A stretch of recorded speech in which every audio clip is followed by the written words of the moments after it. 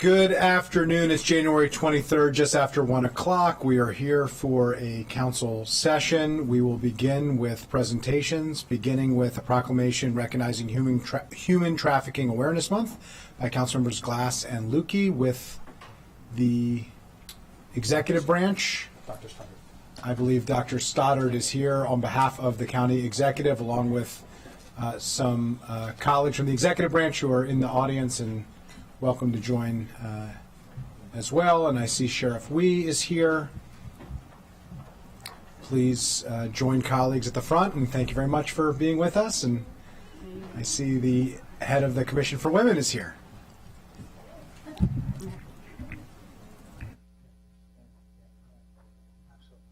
afternoon.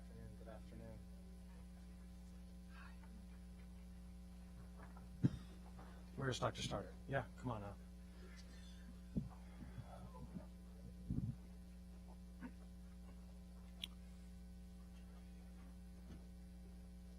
We got room over here. We want to make sure all these signs are visible because it's extremely important for people to know that there is help out there as we honor and recognize Human Trafficking Awareness Month, recognizing that there are nearly 800,000 people who are trafficked in the United States every single year, taken away from their families, loved ones, and friends because of who they are and what they could be used for. But there is help. We have an incredible committee here in Montgomery County that helps provide us with the information, the legislations, and the regulations to ensure that people are safe within the boundaries of Montgomery County. And we want to make sure that everyone knows how they can be safe. And so in a few moments you'll hear more about the information, but it is so incredibly important to use our platforms here at the council to share this information. And for people who might feel in despair, for families who might feel hopeless that their loved ones are missing, there is hope, and we're here to help. With that, I'll turn it over to Councilmember Lutke. Thank you, Councilmember Glass and Dr. Stoddard and our guests for your commitment to helping stop human trafficking and for the work you do to support its victims. It's critical to remember that human trafficking includes not just sex trafficking, but labor trafficking, and that it impacts all ages, all genders, and all backgrounds. I'm grateful to be able to serve on the Human Trafficking Prevention Commission, and many of the members are up here today, and I am very thankful for all of the work they do. They come to every meeting fully engaged, fully ready to participate, and always acting in the best interest of our community. The county has established an important and effective partnership with MCPS to help train on recognizing the signs of human trafficking and understand how to identify and what available resources there are. We have, as you can see, a great public awareness campaign that's currently running on our ride-on buses as well. And from a legislative perspective, we are always being mindful and thinking through how we can strengthen law, policy, programs, and resources to fairly and responsibly meet the threats and strategies that human traffickers use. This work is cross-disciplinary, and we are very, very fortunate to have so many partners from across the county in our nonprofit sector, public safety, public health, our immigrant services folks, behavioral health, housing supports, who work collectively for the betterment of those who are vulnerable and who may be at highest risk of trafficking. And we are also mindful that we need to be good partners with our state and federal officials in making sure that changes that need to be done or funding that needs to come is delivered so that we can best support our residents here in Montgomery County. So with that, I'll turn it over to Dr. Stoddard. Thank you very much. The county executive regrets not being able to be here, but he wanted to make sure that it's really important to him to make sure that we talk about this issue. Human trafficking occurs in Montgomery County. I think that's an important thing for us to all say. That's not something we often acknowledge publicly or a lot of people think about, but it does occur here in Montgomery County. As Councilmember Lukey said, we often see it in terms of both sex trafficking and labor trafficking. It occurs in hotels, illicit massage parlors, body works, and the like. And so it's important that we acknowledge that this exists, and it's important that we address it head on. I know that you're going to hear from Jody Finkelstein on behalf of the chair of the Human Trafficking Prevention Committee and its chair, Dr. Wendy Stickle. But I want to, on behalf of the county executive, acknowledge several of the things that they're doing that are really, really important in our support overall for those efforts. So first off, on the training front, they're doing a lot of education of the public. You're going to see bus campaigns and other efforts. You're going to see education opportunities, not really for the general public, but also for key stakeholders like teachers. Because we often want to have people understand the signs of human trafficking, but also to educate our youth about the risks presented by human trafficking here in Montgomery County. And so it's important that we protect people moving forward. The training team also utilizes lived experience. We have people who have survived human trafficking here in Montgomery County. It's important that they give a stark truth to the reality that exists both in Montgomery County but across the country. The efforts go beyond training, and for example, one of the key initiatives they're working on is a program. It's called the Safe Bypass Program with the Shady Grove Hospital, where we actually offer comprehensive physical and psychological treatment for people who have survived human trafficking. An important thing of getting people out of that cycle is feeling like there's a support system that exists for them to be improved and to be able to recover from it. So the county executive looks forward to working with the county council to make sure that they have the resources that are needed to address this really critical issue here in Montgomery County. And I also want to thank the county council for inviting the county executive and myself to participate in this acknowledgement. But most importantly, I want to recognize and thank all the people behind us who do the important work around human trafficking every single day here in Montgomery County. So thank you very much. Thank you, Dr. Stoddard, and we appreciate the collaboration and the leadership of the county executive in this regard. Now, I know Ms. Finkelstein was going to speak, but we also have members from other organizations and groups. And so what I just want to quickly do is if we just want to pass the mic, and if you want to share a little information about your organization or association and the work that you're doing in this space. Thank you. Cara Grant, Montgomery County Public Schools. I'm the representative for the entire district on this committee, and there's comprehensive work being done through pre-K-12 curriculum as well as with the medical officer, school psychological services, security training, and all alike. So it's a comprehensive approach, and it's made possible through this interagency and cross-collaborative approach. Good afternoon. We are therapists with trauma services. We work primarily with crime victims, and we provide therapy services and victim advocate services. She's with me. Hi, my name is Marsha Liss. I'm a psychologist and attorney and member of the Human Trafficking Prevention Committee. Good afternoon. My name is Jody Finkelstein. I am proud to serve as the Executive Director for the Human Trafficking Committee. I really, from the bottom of my heart, want to thank everybody here, as well as those that could not be here, including our Chair, Dr. Wendy Stickle, and Vice Chair, Sophie Aaron. I would also like to reiterate what Dr. Stoddard said. Thank you to the County Executive and to the County Council for funding and for continued funding over the years to be able to fight and reduce human trafficking. Thank you all. Hello, I'm Lieutenant Cynthia DeFries with the Montgomery County Sheriff's Office. I am a member of the Human Trafficking Committee. Good afternoon, Max Lee. I'm the sheriff here in Montgomery County, and I'd like to echo, I'm so appreciative of all the work on the county council, the county executive, and so many others that are addressing this critical issue that's often unseen in our communities. I'm Lieutenant Dave Cohen, Deputy Director of the Special Victims Investigations Division for the County Police, and our officers work day to day to combat human trafficking throughout the county. Assistant Chief Nicholas Augustine, Montgomery County Police. I oversee the Investigative Services Bureau, which are Special Investigative Division, as well as Special Victims Investigative Division oversees our human trafficking. Thank you. My name is Katie Wells. I'm with Adventist Healthcare Shady Grove Medical Center. I'm with the Forensic Medical Unit, and we provide comprehensive exams to people affected by human trafficking. Hello, I'm Farrah Jones, Mental Health Coordinator, Psychological Services with Montgomery County Public Schools. Hi, I'm Janice Freeman, President of the African American Chamber of Commerce of Montgomery County. I am a commissioner and I'm here representing the Human Rights Commission. I am so proud to be a part of this committee. Thank you.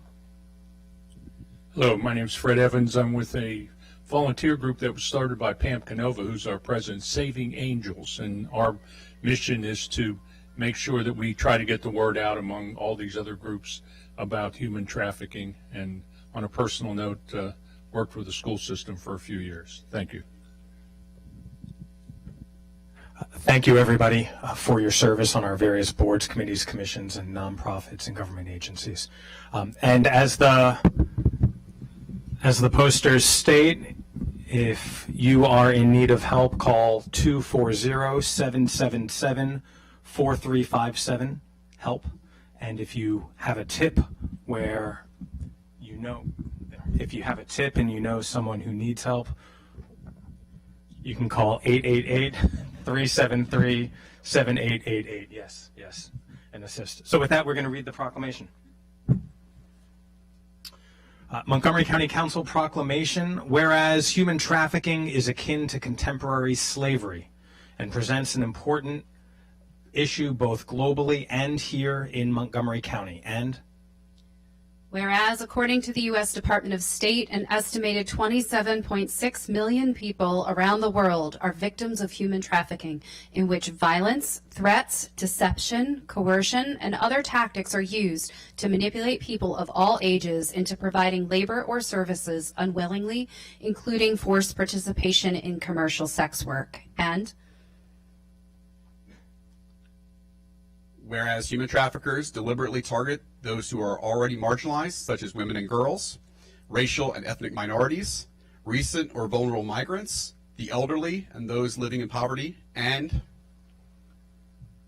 whereas, using various resources, the Human Trafficking Prevention Committee has worked to recognize and eradicate human trafficking, including traffickers, suppliers, transporters, advertisers, and the conditions that create demand for trafficked labor, as well as improved services for victims. And whereas January is Human Trafficking Prevention Month, which formally recognizes that human trafficking occurs throughout the United States and emphasizes the need for public, private, and nonprofit sectors to come together to focus on prevention, prosecution, partnerships, and support for survivors.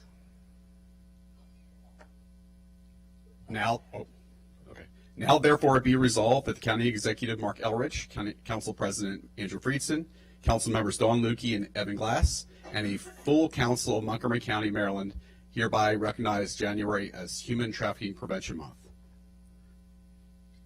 Now, therefore, be it resolved that the county calls upon all businesses, civil society organizations, communities of faith, families, and all residents to recognize the essential role we play in combating human trafficking, to learn the signs of human trafficking and how to support victims and survivors, and to observe this month with the appropriate program and activities aimed at preventing all forms of human trafficking, presented on this 23rd day of January in the year 2024.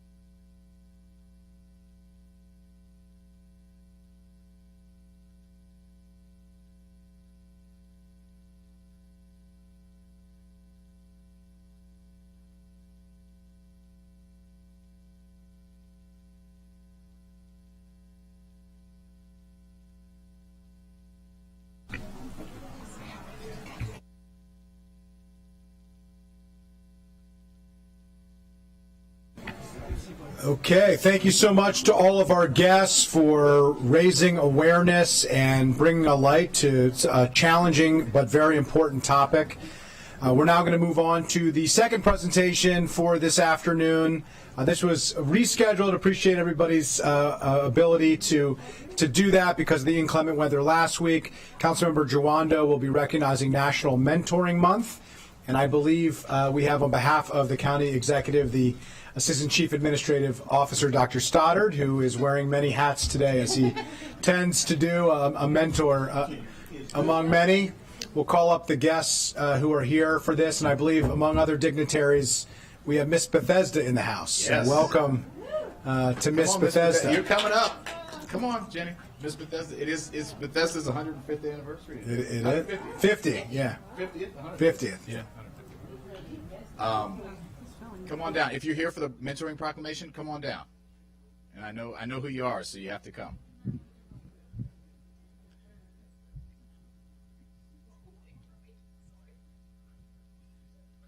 All right.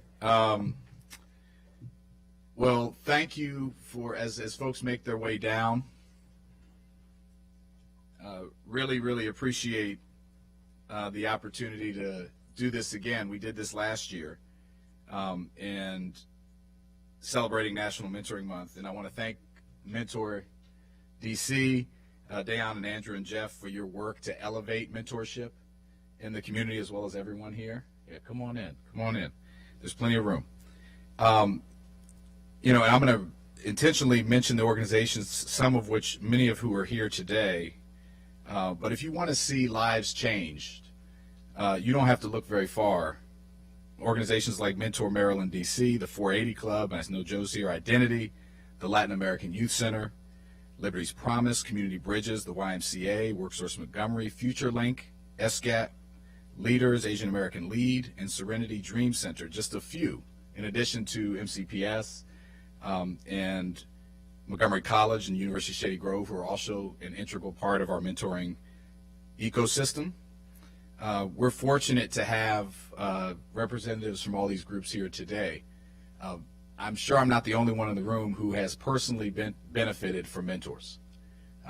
They have the ability to change lives. They have the ability to help someone when they're dealing with a problem.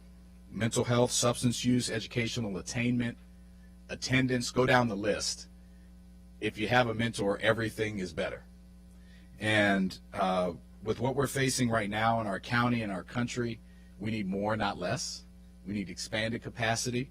And all these organizations and many others are helping to address that.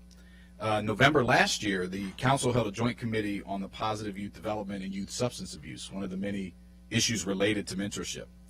And one of the things that kept coming up was that there's a clear need for more mentors and support for your programs and the young people that you're trying to guide. Last thing I'll say, and I'll pass it over to Dr. Stoddard on behalf of the county executive. I had one of my mentors tell me something that I always share when I talk about mentorship.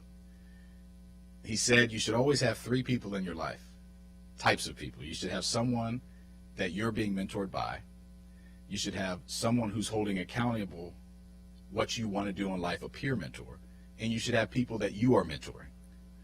And I always ask people in January Mentoring Month, let's do an assessment at the beginning of the year. Where are we unbalanced? Do we have those types of people in our lives? I know the answer for the folks behind me, but we could all do better. We all have something to give, and it's critical. It's critical. If you think of just one organization, Big Brothers Big Sisters, I was at their conference last year. They have over a 30,000 student waiting list. People waiting for a big brother or big sister. That's one organization, and I'm sure if you heard from everyone up here, you'd hear that they also need. They're getting ready to go into their big recruitment season. So let's sign up. Let's help. Formal, informal, it all matters. So really want to thank these organizations. So I'll bring up ACOO Stoddard, and then we'll hear from Joe Hooks from 480 Club, and then Shannon Babe Thomas from Community Bridges, and then we will let everyone announce who they are. So Dr. Stoddard. Thank you, Councilmember Jawando. As Councilmember Jawando alluded to, I think just about every person in this room has probably benefited at some point from a mentor. and it's really important that we recognize that. For me, I actually started as an intern doing a capstone project in the Baltimore City Health Department looking at their pandemic flu plan about 6 months before H1N1. And I'm pretty confident that the opportunity, guidance, and mentorship offered to me at that time were a lot more valuable than the analysis I provided them. But, you know, that springboarded me. I got hired by the Baltimore City Health Department right before the pandemic, and then, you know, the skills and opportunities that I had during that pandemic, I may or may not have used in recent years for other things. But now I try and pay it forward, right? And so we were at the Martin Luther King event in Silver Spring last week. I had a high school student from Rockville approach me about doing an internship this summer. We're working on getting him lined up for that opportunity. I mean, it's really important to me to make sure that we're just always paying that forward. The people that have helped us, we make sure that we help others as a recompense for that.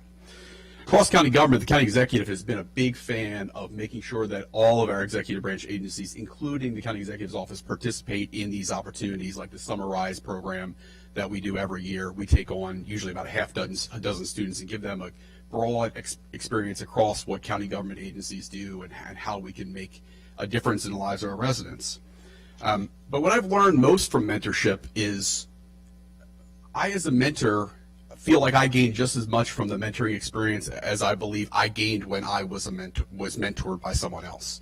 And I think that give and take, and as you go farther in your career, hearing from young people gives you a great perspective and gives you a great opportunity to understand different viewpoints on how things ought to work. And instead of getting stuck in your ways, I think it allows you to step back and think about it from another perspective. So on behalf of the county executive, we want to strongly encourage businesses, nonprofits, and other organizations to participate in mentorship, particularly through things like paid internships as an opportunity. And I want to thank the county council for inviting the county executive over to be recognizing the value of mentorship during this National Mentorship Month. So, thank you.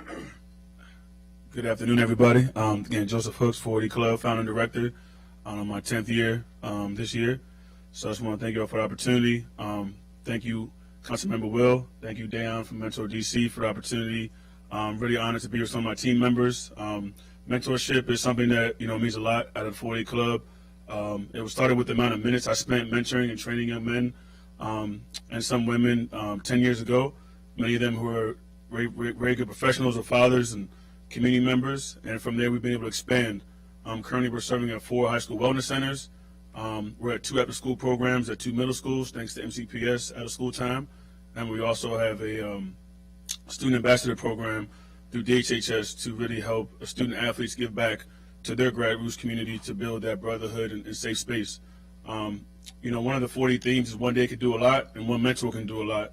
And through mentorship, one kid at a time, through any lens and opportunity you have, if it's, they said, through a job, a sport, and art, a volunteer program, that can really impact. And I really thank the county council, the county executive for their investment. I know many schools reach out for our services, and we're really stretched thin, but we try to make a difference where we can. And I think if we continue to invest and show that a mentor matters, that we can really impact this community that are facing some challenges. So I'm glad to be part of the team, and I've been so inspired by the other organizations to do more collaboration and no competition, just to impact any young men or women in Montgomery County. Thank you.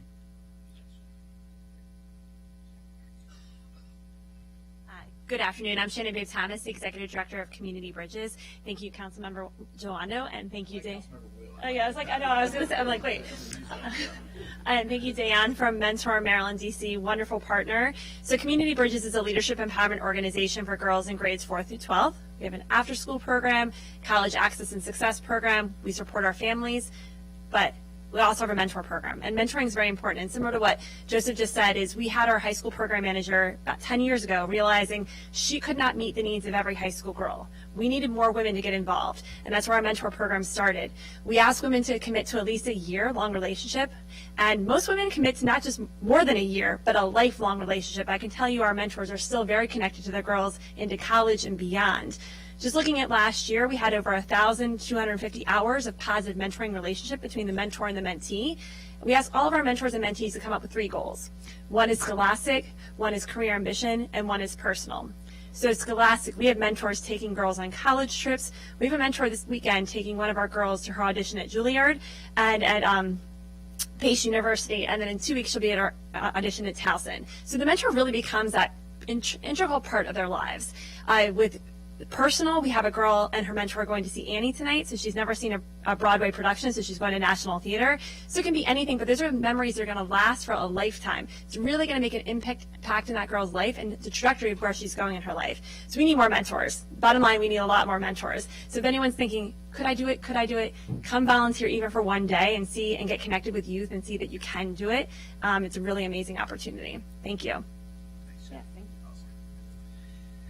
So we're going to pass the mic, and if you could just introduce yourself and what organization you're affiliated with, and then folks in the audience, the millions at home, write down the organization and decide which one you're going to volunteer with. Hello, everyone. My name is Mohammed Bryant. I am the volunteer assistant at SCAP Leaders. Hi, I'm Michelle Joseph. I'm the executive director and founder of the Student Global Ambassador Project, or as I call it, SCAP Leaders as well. We are a leadership program for teens, underserved primarily, and we provide vehicles for them to learn around STEM, sustainability, and social justice.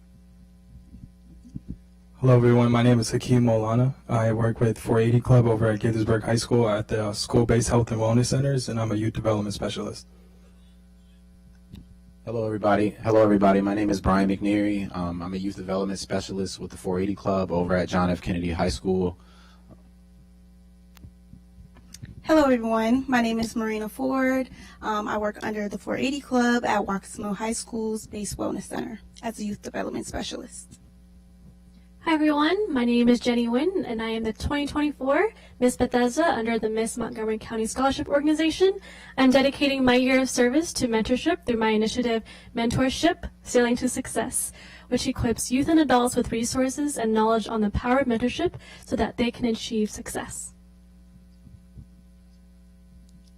I also just want to recognize those from my team who are not here. Can I be just finishing some important documentation? Quentin Cosby, who's at Seneca Valley High School, Nigel Dewberry, who's at Nilsville Middle School, Jerron Woodard, who's at Envy Middle School, and those who are on the team are actually alumni of the schools that we serve, so that's really helped us stay rooted and serve. And which as well, this weekend I'm taking 18 Montgomery County student athletes to Tampa.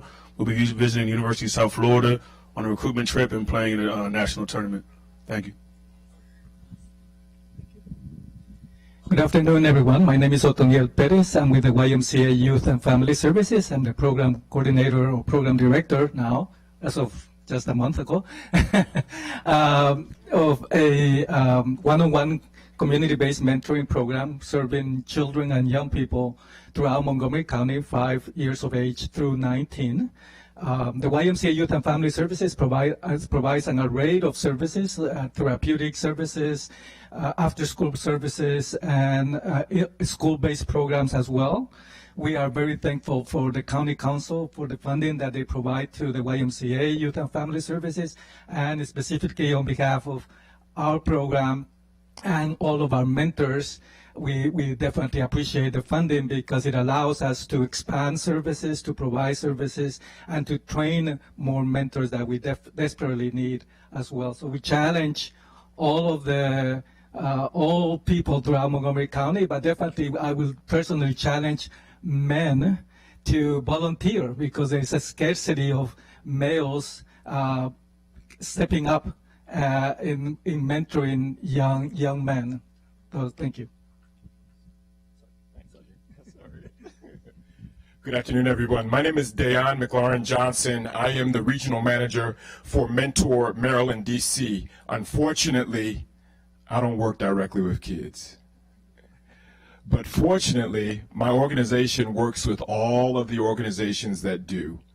We work with all of these phenomenal organizations that are here today. Thank you for Councilmember Jawando for allowing us to be in this space. Councilmember Sales, thank you for our work and a collaborative work at Montgomery College, USG. Whoever is mentoring young people, whoever is attempting to increase the quality and quantity in mentoring, we want to be in relationship with you to make sure that you're instituting best practices, but more importantly, that you're able to reach. There's 1/3 of our students that that don't have mentors.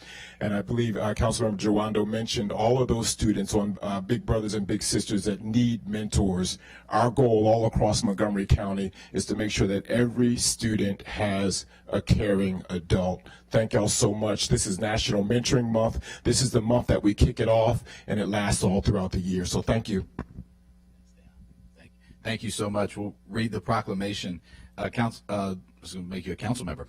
ACAO Stoddard mentioned Summer Rise, which just went online yesterday. You can sign up students now, but we also still accepting hosts. So if you have a business, a nonprofit, an LLC, and you can take a student, that's really what we need. Last year we had 2,000 student supply. We were able to place about 1,000, and that means 1,000 didn't get a placement. And so we need more. So I'll start and then I'll kick it over to ACAO Stoddard. Whereas January is National Mentoring Month, an annual campaign to raise awareness about mentoring, celebrate the powerful impact of mentoring relationships, recruit new mentors, and encourage institutions to integrate mentoring into their policies and practices. And whereas mentoring is an evidence-based practice and is both a prevention and intervention strategy that benefits young people of all demographics in all aspects of their lives. And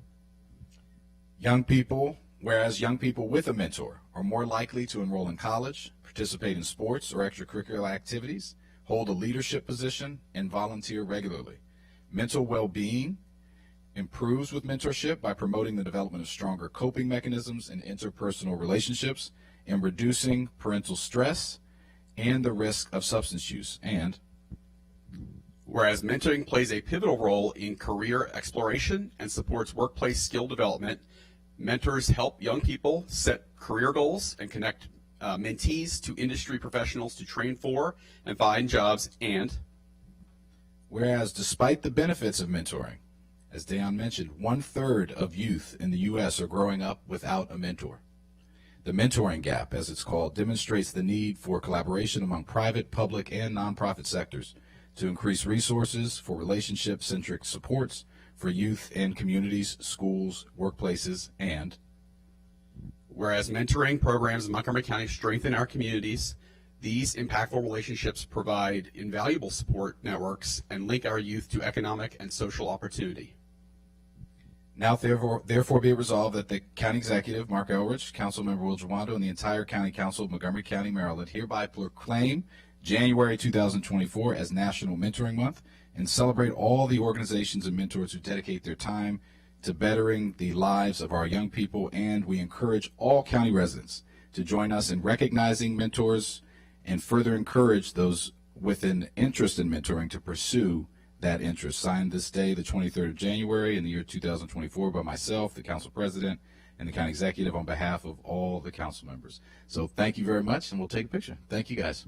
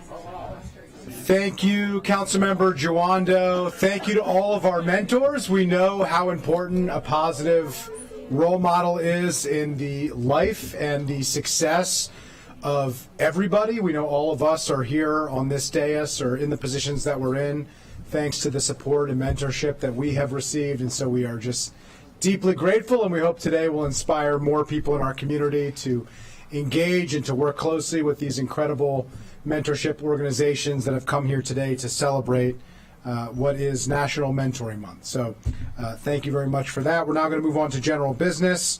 Madam Clerk, are there any announcements? Good afternoon, Council President, Vice President, and Council members. The agenda has one addition today, a proclamation celebrating Dr. Glenn Orland's retirement, recognizing 39 years of service to the Council by the Council President. This is expected to occur after the public hearings this afternoon at approximately 2:30 p.m. However, based on the number of speakers expected for the public hearings today, this may occur closer to 2 o'clock p.m. Thank you. Thank you very much for that. We snuck it in there on you, Dr. Orland. So thanks for indulging us, and appreciate your family for joining us as well. There are no minutes for approval this week, and so we are going to move on to our public hearings. We have 3 public hearings scheduled for this afternoon. The first, a public hearing on zoning text amendment 2311, regulatory approvals, conditional use. This ZTA would change certain conditional uses to limited uses, remove the application notice requirement for certain parking waivers, allow approval of certain landscaping plans under the alternative method of compliance, allow the hearing examiner to dismiss inactive conditional use applications, allow the hearing examiner to approve waivers and refunds of filing fees under certain circumstances, and generally amend the development procedures for certain regulatory approvals. A Planning, Housing, and Parks Committee work session is currently scheduled for February 5th, 2024. Those wishing to submit material for the Council's consideration should do so by the close of business on January 29th, 2024. We have 2 speakers here today, starting with the Planning Board Chair, who's also here to speak to item 2, and so you have 5 minutes for your testimony. Thank you, Chair Harris. Yeah, thank you very much. For the record, I am Artie Harris, Chair of the Montgomery Planning Board. Council President Friedson and members of the Council, on January 11th, the Planning Board had a robust discussion on zoning text amendment 2311 and the accompanying subdivision regulation amendment 2302, evaluating the benefits to county residents and businesses. While we have transmitted our written comments on January 16th, I wanted to take a moment to share some of our thoughts on these 2 items. This ZTA and SRA together help streamline the conditional use process by making code adjustments to consolidate existing similar uses, allowing certain existing conditional uses to become limited uses, modifying review authorities of the hearing examiner, and allowing for certain preliminary plan adjustments by the planning director. The Planning Board supports ZTA 23, but we do have a few recommended changes to provide further clarity and process improvements. This includes clarifying language around home health practitioners, rewording some of the limited use sections to provide further clarity on intent, confirming inclusion of applicable uses in the user table, restoring the notice requirement for parking waivers, clarifying the process around hearing examiners, decisions and planning board role, and streamlining the process to allow for alternative compliance where landscaping and screenings are modified. Given the technical details of these recommendations, I refer the Council to our written comments for specificity on the recommended changes. The Planning Board also supports the revisions to Chapter 50 as introduced in SRA 2302 without revisions. The new provision grants the Planning Director the ability to allow minor modifications to a preliminary plan conditioned on the approval of a conditional use after board hearing if it is necessary to remain consistent with the approved conditional use. This helps the board implement a new policy of concurrently reviewing preliminary plans and conditional use applications, and helps future applicants avoid additional board hearings to approve minor modifications. Of course, the plan changes that would impact the findings or conditions of the preliminary plan would still come before the board. The Planning Board appreciates the opportunity to review ZTA 2311 and SRA 2302 and recommends the Council adopt the zoning and subdivision changes with the recommendations detailed in our written comments on January 16th. Thank you for this opportunity, and we look forward to working with you on the ZTA and SRA. Thank you.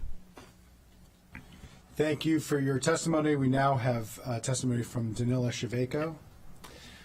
Thank you, Mr. President, Madam Vice President, for the opportunity to speak on short notice. Earlier today, Mr. President, you received an official letter from Kensington Heights Civic Association, if that could be entered into the record, please, so I could just say a few words here as an individual, maybe, to provide a frame of reference for this zoning text amendment. I was honestly going to poo-poo this bill to begin with, but then I read all the memos and I saw all the hard work that you've put into this bill, Mr. President, and the hearing examiner and the OZA staff and the planning department staff. Now, taken individually, most of the changes proposed in this bill make sense, but they taken in totality, that's where they represent a problem. For those who don't know, my community, Kensington Heights, fought the longest special exception hearing in county history. It was 38 days, full days with breaks for lunch, nearly 10,000 pages of transcript. But that was just the tip of the iceberg.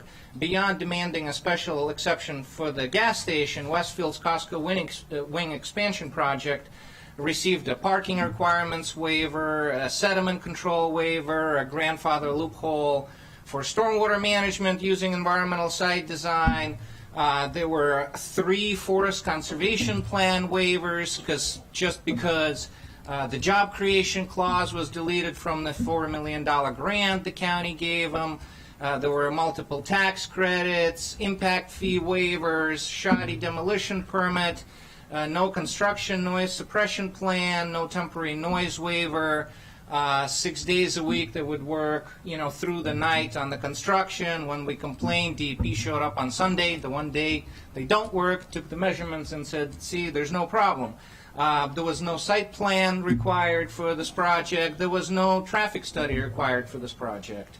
They were able to claim that there is excess parking capacity and excess traffic capacity. They broke every promise they made to build the pedestrian path along the ring road, to build the noise suppression plan. We were left on our own, facing Costco, at the time the 4th largest retailer in the world, and Westfield, at the time the largest retail real estate property holder on planet Earth.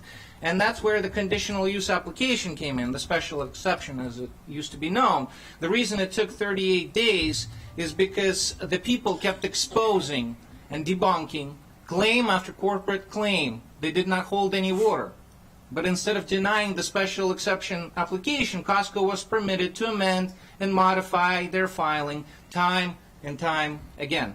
Instead of defeating their application, we were just making it stronger. Free legal services, basically. I make no mistake, this ZTA will remove the last safeguards and the last tools communities have at their disposal to defend against bad development. One of our many attorneys today said this, and I quote, "These changes will further limit impacted neighbors and communities from participating in important land use decisions that affect them." Now, specifically, the concurrent review of the preliminary plan and the conditional use application, it's a recipe for disaster, because it makes every claim an applicant makes fungible. They're able to change this here, change this there. If an error is uncovered, there is no recourse. There's no recourse for the community because everything is happening concurrently. Similarly, allowing limited use approval in certain zones, retail service establishments, automobile storage lots, not requiring additional notices for waivers, not requiring landscaping plans. I am a pro-business person. I'm a capitalist. I understand the huge burden that small businesses face in this county. But all of these revisions taken together just take away the last opportunity of communities to defend themselves. And we have to have an ability to streamline this process where the small businesses are not burdened and the big guys like Westfield, Costco, Lockheed Martin, Marriott, you know all the names, they actually get held accountable and they do their part. Thank you so much for your time. Appreciate it. Thank you for joining us. That public hearing is now closed. Oh, I'm sorry. Before we close that public hearing, let me turn it over to the district council member for the main project that was being discussed. Yes, I just want to say, just because Mr. Shebeiko mentioned her, I just want to have a minute of silence for Miss Karen Cordry, who passed away.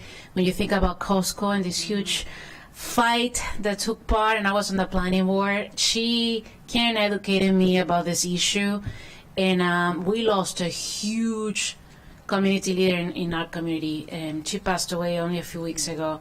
So if we can please hold a minute, that would be great.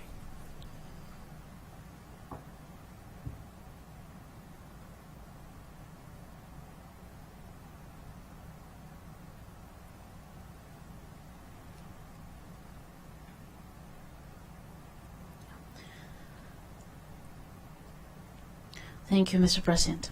Thank you. I'll also note, in addition to being a significant civic activist and advocate and deeply involved in her community at the planning board, at the council, and other civic affairs, she also was continuing that civic service on the Charter Review Commission. And so we are deeply appreciative for her involvement, and all share in the condolences to her and her family. It's a huge loss for our county and for our community. So thank you for acknowledging and noting that. This public hearing is now closed.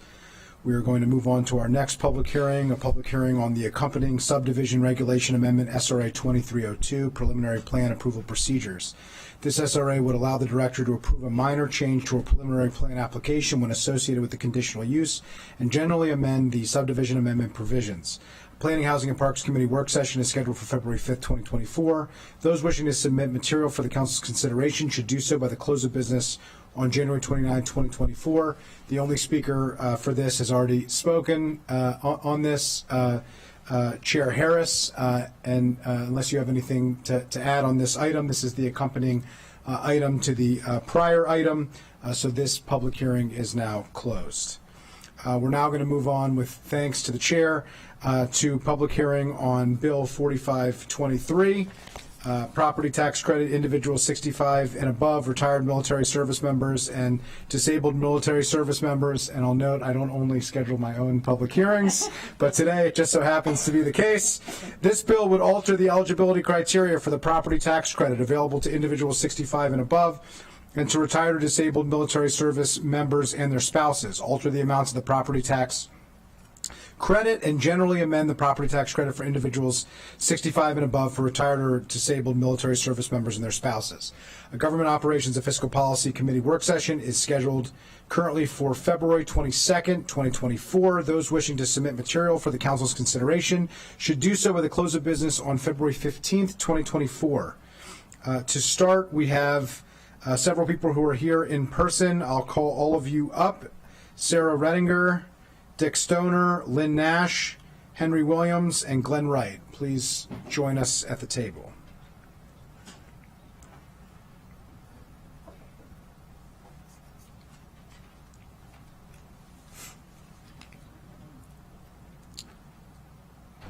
We'll go in the order that I listed the names.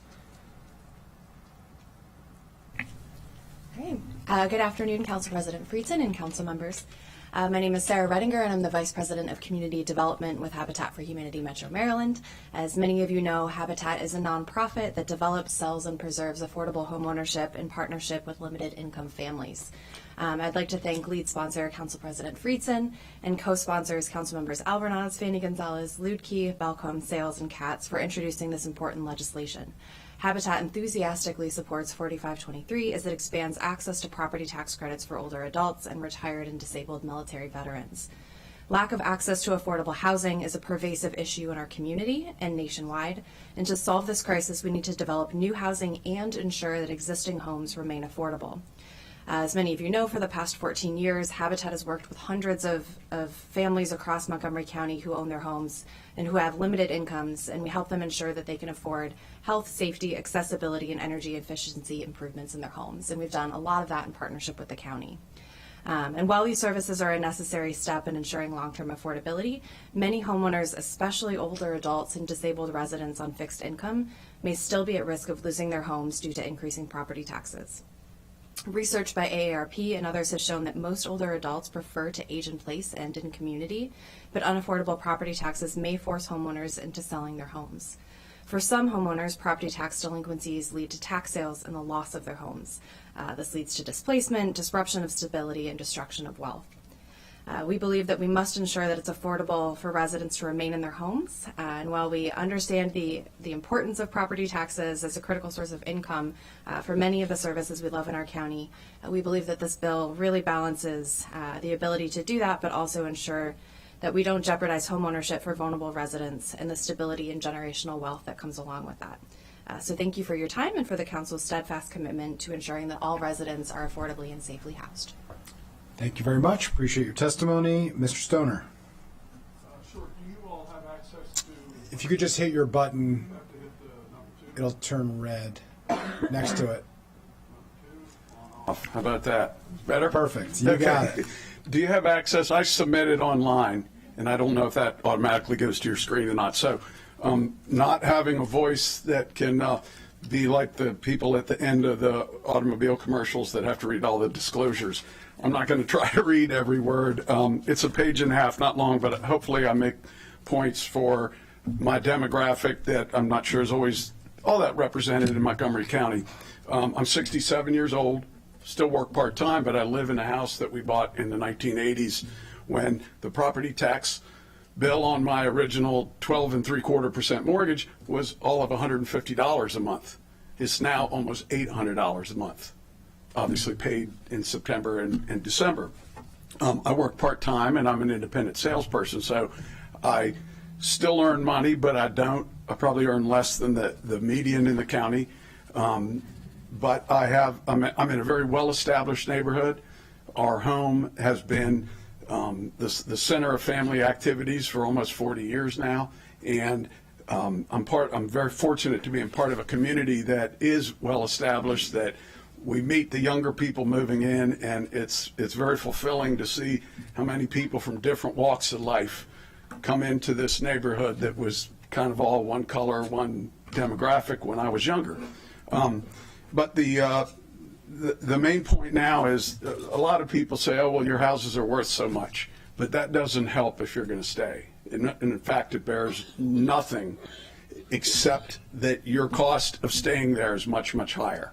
And the point I make in my written testimony is that families in my position can move 1 hour south in Westmoreland County, Virginia, or 1 hour west to Washington County, Maryland, buy a home that's the same size and pay half the property tax bill. So when I look at what I have to do this year, and I'm starting off a commission-only year, I just borrowed money to pay the second half of my property tax bill in December. So I'm starting off in the hole. And then I just think if I moved to Washington County, Maryland, and my house taxes were $6,000 instead of $10,000, it's a lot less burden. So I will read my final, if I have 41 seconds left. If you intend to finance the county by encouraging people in my age to sell their homes and move on, and therefore reap the transfer taxes and the newly increased recordation tax, and maybe get higher sales tax from younger couples that might buy our home that earn a lot more money, then don't pass this bill. But if on the other hand, you believe that healthy neighborhoods are important and they're enhanced by diversity in age group, as well as race, creed, color, national origin, and you believe it's only fair to keep life in Montgomery County reasonably affordable for senior citizens with average or slightly below average earnings, then please support the bill and don't penalize citizens who have lots to offer in terms of volunteer effort and age diversity and neighborhood stability. Thank you for your time. Thank you very much. We also have your written testimony. Really appreciate you joining us here in person and sharing your story. With that, we'll move on to Lynn Nash. Good afternoon. My name is Captain Lynn Nash, and I'm the Communications Director for the Maryland Military Coalition, a group of 21 veteran service organizations serving almost half of Maryland's 355,000 veterans. I'm also the Legislative Director for the Maryland Military Association's Council of Chapters with over 12,000 members. My local MOA group has 100 veterans in it, and I'm a resident of the county, and I'm in District 3. I'm here to testify on behalf of 4523. As a resident, I know that Montgomery County is one of the most expensive places to live. In my written testimony, I provided you with some statistics. I'd like to just repeat a couple here. According to the Veterans Administration in their most recent report, there are over 37,000 veterans living in Montgomery County, of which 9,500, almost a third, have a rating by the Veterans Administration. Currently, over 1,600 veterans are rated at 100% and are entitled to take a full exemption on their property tax.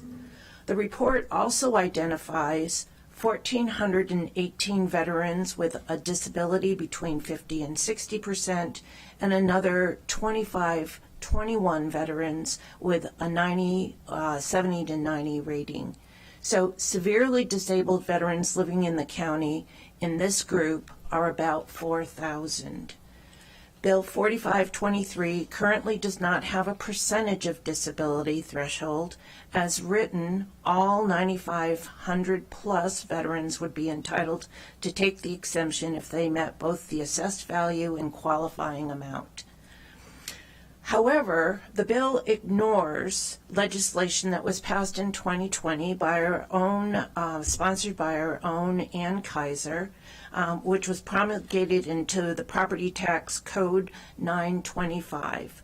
It's a tax credit for disabled veterans. It allows a property tax exemption of 25% for disabled veterans who have a rating of 50 but less than 74, and a 50% exemption for a veteran with a disability of 75 to 99% by law, if adopted by the governing body of a county or municipal corporation. 4523 ignores this law. We ask that it be amended to include disabled veterans using the language within the code. And we also ask for a grandfather clause be added to protect veterans who are currently getting an exemption. We strongly support 4523 and ask for a favorable report with the amendment. This works along with Governor Moore's administration of the military families and is in keeping with the mantra, leave no one behind. Thank you very much. Thank you, President Friedson, for sponsoring this. Thank you very much. As noted, we're going to take a look at that and see if it makes more sense to address that as a better way to tackle what we were looking to tackle with military veterans. I really appreciate your service and the service of the 37,000 veterans in Montgomery County. We're very grateful to have you here in our community and really appreciate your testimony. And did want to note there is a grandfathering clause, as we've talked about, and so just want to make sure colleagues understand that. And no one who's currently getting a benefit would lose a benefit as the bill is drafted. Let's move on to Henry Williams. Is Henry Williams here? Okay. Glenn Wright. Thank you and good afternoon. I don't have a title. I'm just a long-term homeowner, and I found that although I'm not politically active, I do vote in every opportunity that I have to vote, and I've voted for many of you. But everybody has a story, and my story is I was born in Washington, D.C., moved to Montgomery County, Glenmont, when I was 8 years old. I was north of Glenmont, and now I live in Wheaton, just south of Glenmont. And I bought my home in 1971. So I've been there nearly 53 years. What I find is that this is my forever home. This is what I raised my family in. This is what I've contributed to the community in by paying taxes. So here we are talking about taxes. And yes, the county has taxes, the county has bills, and this hearing, I'm sure, is all about budget, because what I pay in taxes goes towards the budget of supporting the county, and I appreciate that. The joke that I have with my friends and family is, because this is my forever home, they're going to take me out feet first. So with that said, I continue to this day to support local businesses. I support small businesses, and I appreciate the effort that those businesses go to.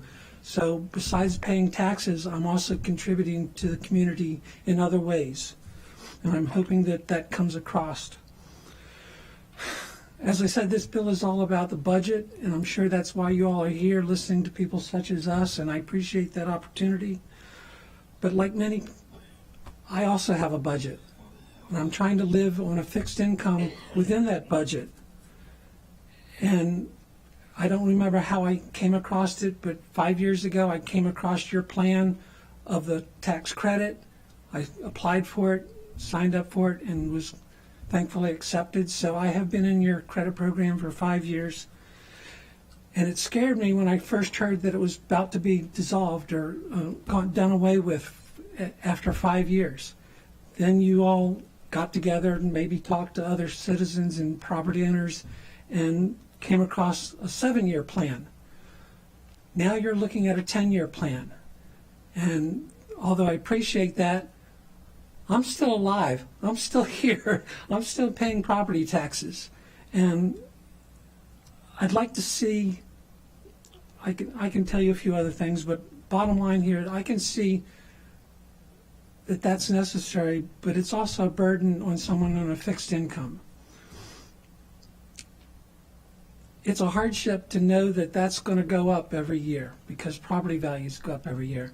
And I'd like to see that you all maybe consider making this a permanent situation so that the tax credit, once applied for, once accepted, becomes permanent. One other point, I will offer an alternative to making it permanent is that the state of Ohio, as other states,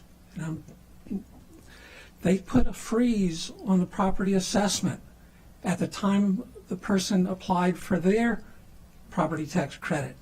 So freezing that amount and knowing what the credit is for the homeowner and knowing what your income is going forward on a fixed amount would help you all with your budget. So that's an alternative to just extending the credit permanently. An alternative would be to freeze the assessment on the property. Thank you. Thank you very much. Appreciate your testimony and sharing your story. So thank you very much for that. We're now going to move on to some virtual testimony, starting with Al Carr. Good afternoon, Mr. President, Madam Vice President, and members of the Council. Thank you for the opportunity to testify on Bill 45-23. I appreciate the intent to provide relief for seniors on the cost of housing, but in light of the racial equity and social justice analysis for the bill, I'm suggesting a different approach.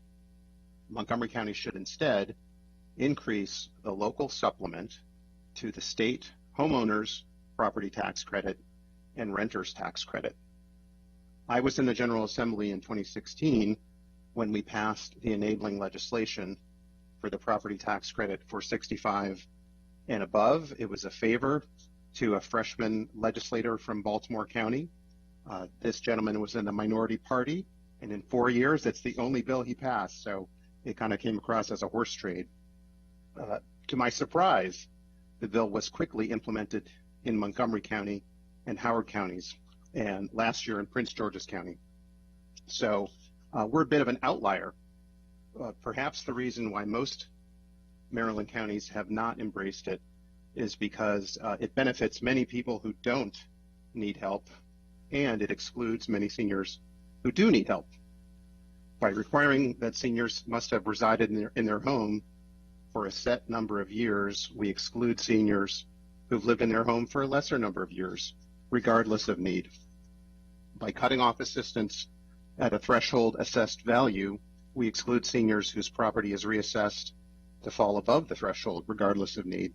And by setting an age threshold, we exclude seniors who are younger, regardless of their need.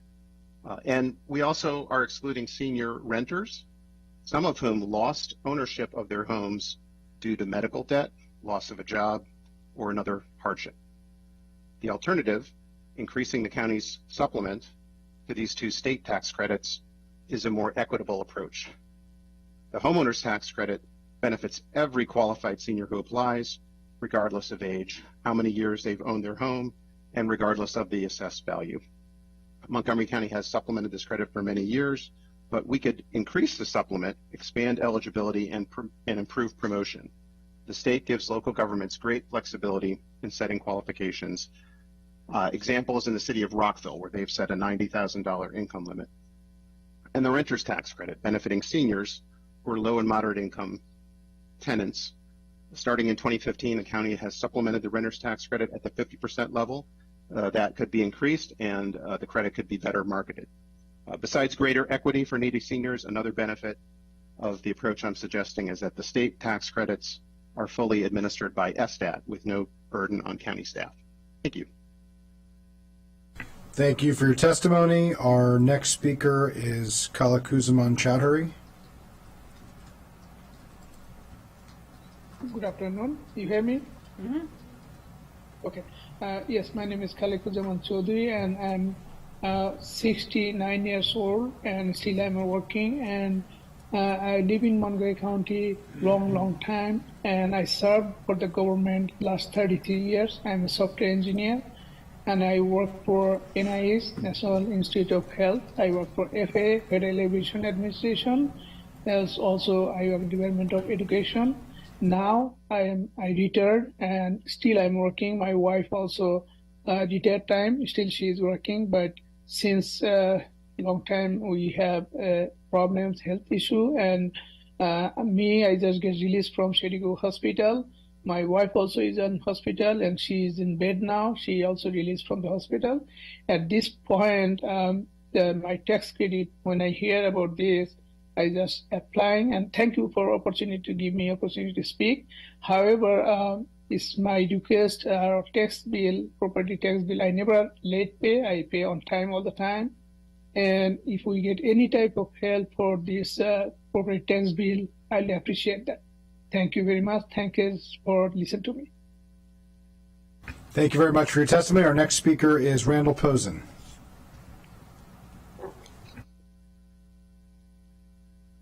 Okay, good afternoon. Thank you very much for giving me this opportunity to speak on this issue.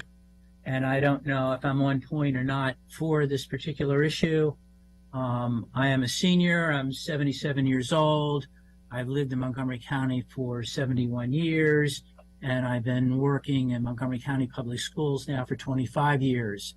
So I have thoughts on all of these issues, and there's some very interesting things that have been brought up and things that I haven't even considered when I decided to answer the email on my phone and to lend my opinion. But in addition to the senior tax credit on their primary residence in Montgomery County, I would suggest that we enlist qualified seniors to work in areas of need to earn tax credits.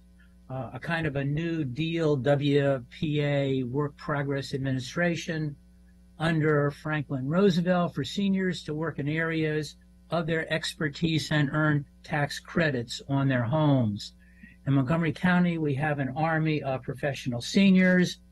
These skilled individuals can fill critically needed areas in education, housing, medicine, business, law, and the essential trades. Seniors would invest a portion of their time to make critical differences in the quality of their lives and those living in our county. Involvement could lead to enthusiasm and community involvement and yield long-term savings for the county budget.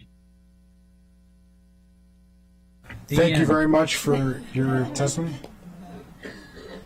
Thank you for listening to me. Got it. Thank you very much for your testimony. I want to make sure I heard that right and I wasn't interrupting. Appreciate everybody for joining us today. With that, this public hearing is now closed. We are slightly ahead of schedule.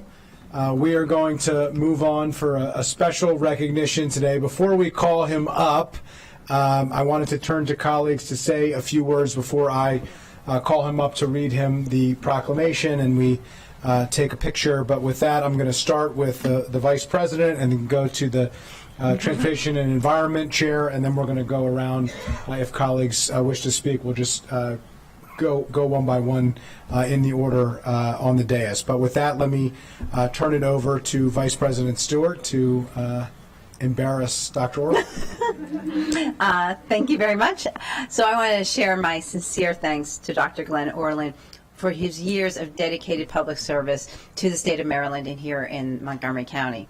First as a transportation planner, then as a council staff analyst, as the council deputy director, and the man who you can call about a variety of questions for council members, for staff, and members of the public.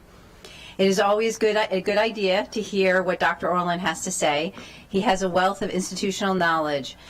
But I also want to say he is a wonderful colleague.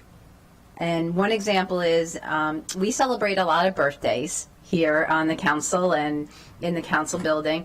And maybe it's the cake that draws him to these festivities. But I truly know it's the opportunity to celebrate the individuals he works with and to support everyone here.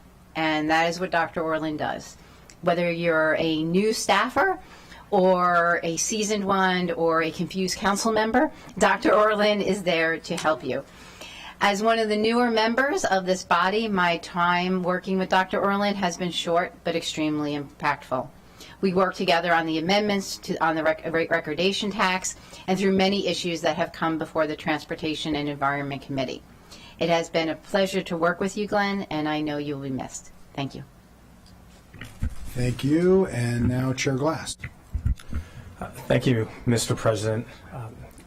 Glenn, congratulations on a lifetime of service to the residents of Montgomery County that you have proudly called home. I remember first meeting you probably about 15 years ago, which is a flash in the pan compared to your tenure.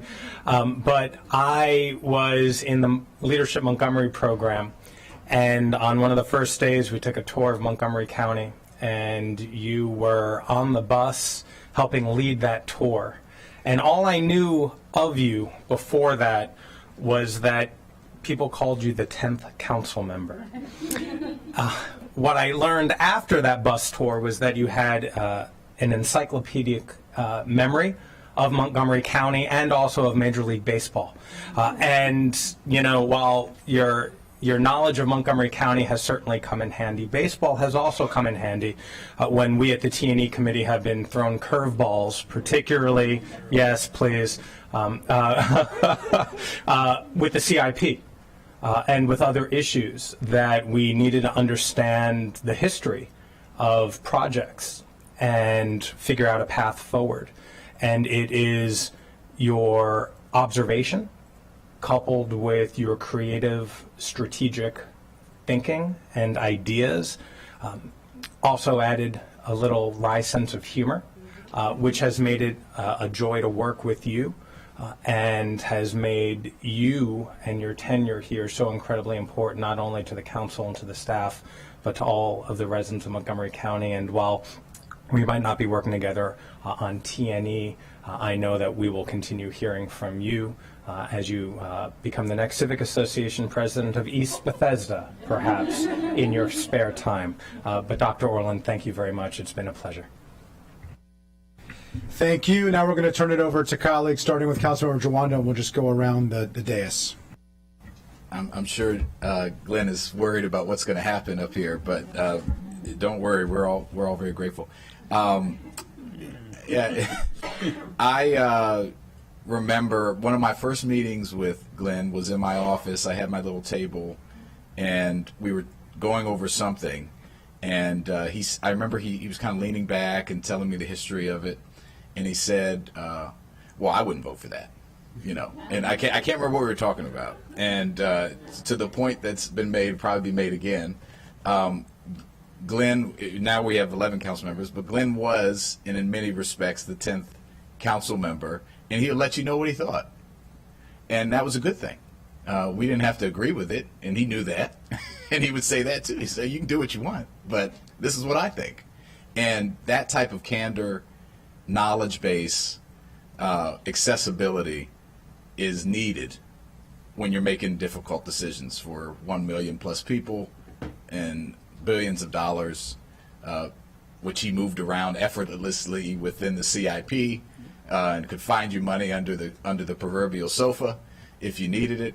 As someone who worked most of their career prior to being elected as a staff person, not as nearly as long as and ably as you did, I want to thank you for that, because that work of public service behind the scenes is important. And the county wouldn't function, people wouldn't get what they need if we didn't have people like you dedicating their lives to doing that. The other story I'll mention just briefly is Cheerio Gate. And I'm sure that will get mentioned. And I meant to research the day, but maybe someone can find it by the time we get to the end, so that we can have the millions watching at home go pull up it was when we were all virtual during the pandemic, and we were all figuring out what Zoom was and how to use it. And, you had to snack, you had to stay awake. And Dr. Orland grabbed a box of, I think they were regular Cheerios, I don't think they were Honey Nut, and started going to town with his microphone on.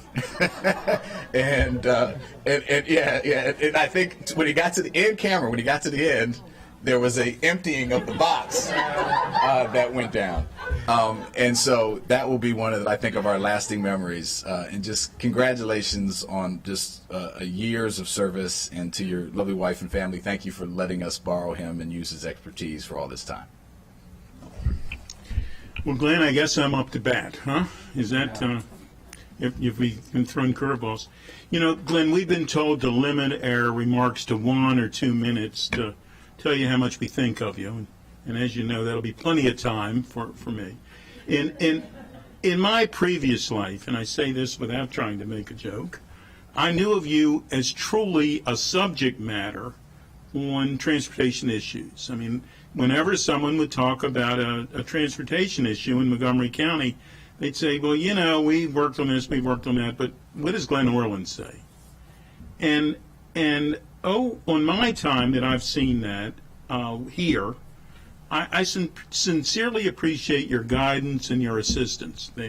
To Will's point, we don't always agree on every topic, which is when you were wrong, Glenn, but it's also very comforting to know that you're here, or we're here, and you still are here.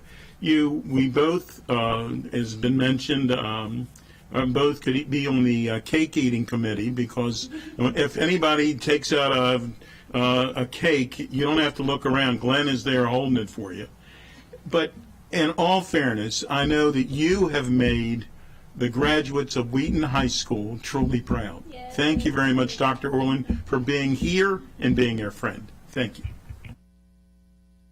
Thank you so much for your service, Glenn. And similar to Evan, I had the opportunity to meet you, it was about 17 years ago also, in Leadership Montgomery, as you were giving this incredible bus tour. And your love for this county shone through that entire experience. But the first time we had the opportunity to work together, you may not remember this, but Bruce Adams convened a meeting because there was a ill-fated and short effort to try and bring a minor league baseball team to Montgomery County.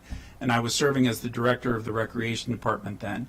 But it was then that I saw your technical expertise and experience that was invaluable, not just in that meeting, but in the 18 plus years since I've had the opportunity to work with you since then. You have mentored many of us, and you have been incredibly patient with many of us, myself included. And I want to thank you for your outstanding public service and leadership. Your footprints are all across this county, and we are better off because of it. Thank you so much, sir. I met Dr. Erling when I was on the planning board. And, when you're on the planning board and then when you come to the county council, you get to meet a lot of people. And I have my list of people who I really enjoy with talking to. And those are the folks who are not just smart, but also who make me smile and have a sense of humor, because you cannot be serious all the time. And so I know that every time I see you and I talk to you, I know I'm going to have a good laugh. And I think that's a good compliment, by the way. But anyway, it's great to have to getting to know you, and I look forward to the continued partnership with whatever role you're gonna take, because you cannot be retired. You're just gonna be somewhere else. We need your brain to continue working for Montgomery County somehow, especially if it's free. So thank you so much. Thank you. So I can't remember when or how I met Dr. Orland. It's been a very long time, and as many people mentioned, most likely through Leadership Montgomery and hearing about transportation. And I had the fortune of being the programs chair for Leadership Montgomery for a very, very long time. And every year we'd have to put the curriculum together and decide what we were going to do. And one, maybe the only sacred cow, was the transportation day with Glenn Orland. So it was always, I can't imagine how many leaders in the community have an understanding of transportation because of the time that you spent with Leadership Montgomery for all those years. So I thank you for that. And then also we had the great misfortune of being on the BRT working group many years ago, and we met every other Wednesday night for, it seemed like, 17 years or something like that. And I can only imagine how many evenings, how many evening meetings you spent in your tenure, which meant nights away from your family. And that is a great sacrifice that a lot of people don't think about. So thank you for that. I've only been on this side of the table for a little over a year, but I've been on the other side of the table for many, many years. And I just appreciate you, Glenn, for your knowledge. And regardless of the role, I always knew that I could contact you and hear from you and just the knowledge that you shared. And I just want to thank you for your knowledge and your patience, but most of all, your kindness. So thank you. All right, Mr. Orland, Dr. Orland, Glenn, thank you so much for making my transition to the council so much smoother and easier.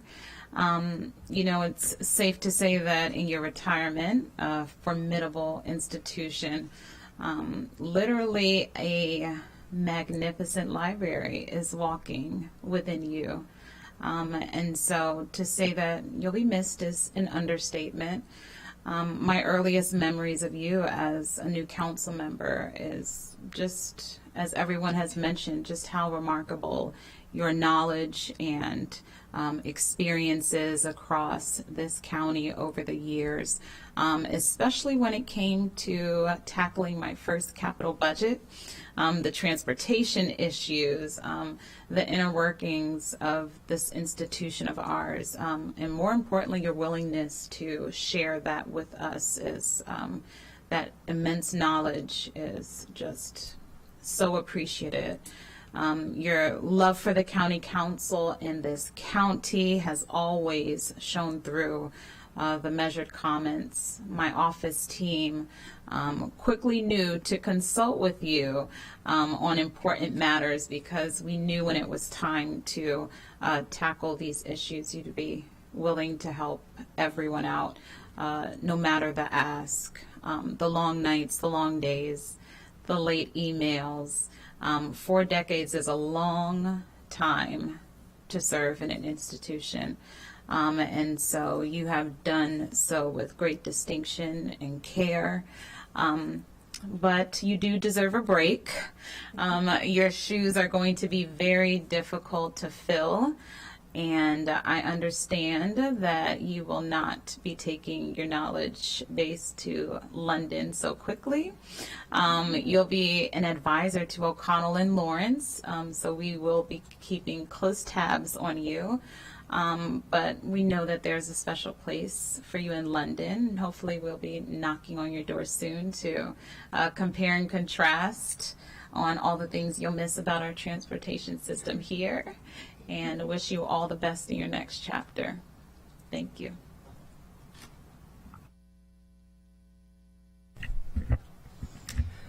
So for that relatively small but growing population of the community who is, plugged into local government, I think a lot of folks, they really, they know about us, the county council members. But what folks don't realize is that there are so many other people in this building who are part of moving this government forward in a positive direction. And you Glenn, have been a key part of that for so very, very long. So much longer than I will ever sit in the seat, no matter how many times I succeed in re-election. You know, when I look at just the impact that you have had on my work and the work of my office in the 1 year that I have been here, the recordation tax bill, for example, the wealth of knowledge and experience, not just of how things work in the current and how to crunch those numbers and all of the many different options that we have at our disposal, but also the history and the context that you're able to provide to me and to my staff as we work through the decision-making process. Is just absolutely invaluable. And so when I take that one little snippet of that impact that you had on that one bill, which is already, you know, it's already having a major impact on capital projects in my East County district, and we extrapolate that for how long you have been doing this work, it is really, really overwhelming.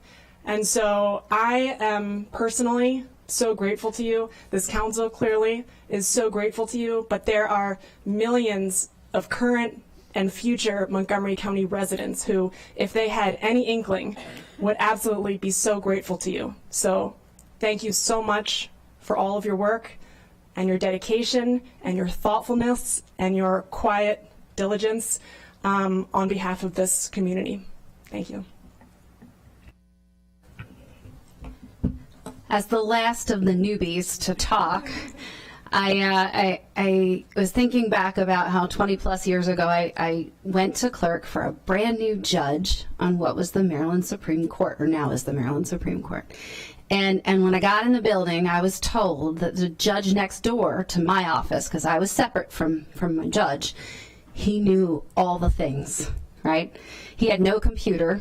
Never wanted to touch one, never used one. But if I went in and asked a question, he could quote me which case book it was from by citation. I don't know how he did it. I'll never know how he did it. But I knew that when I was stuck with a thing, I was going next door to ask him. And before I came here, you know, in that period of time when you know you're coming, but you're not there yet, it didn't matter. Your reputation is far beyond the corners of this county, and folks were saying, well, on all things transportation, Glenn Orland's the person to talk to. And of course, your door is always open. You always give it to us straight. You don't need to spin it. You give us the history, you give us the why, and you allow us to do the jobs that we need to do on behalf of the community. So while I know you're saying goodbye, I know that your long-standing efforts and the influence you've had on the rest of us in the building will be with us for years to come. And in particular, I mean, everyone's commented on your diligence and, of course, your work ethic, but the people stuff matters.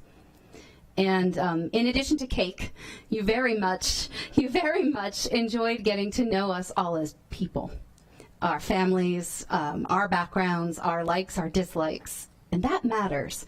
And so for those of us who will be left in the building, I feel like, you know, you've set a pretty high mark for us on what it means to be part of a long-standing institution and how to do it right.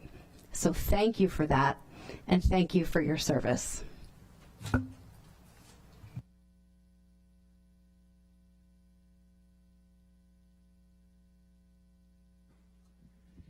All right, we're going to invite Dr. Orland up here. I'll just say a couple comments of my own, then read the proclamation. There is probably nobody who has had more of an impact on more issues, fiscal and transportation-wise, in Montgomery County over the past 4 decades than Glenn Orland. I joke around a lot, and sometimes it's just to give him a hard time, but Geo bonds, I think, were named after Glenn Orland.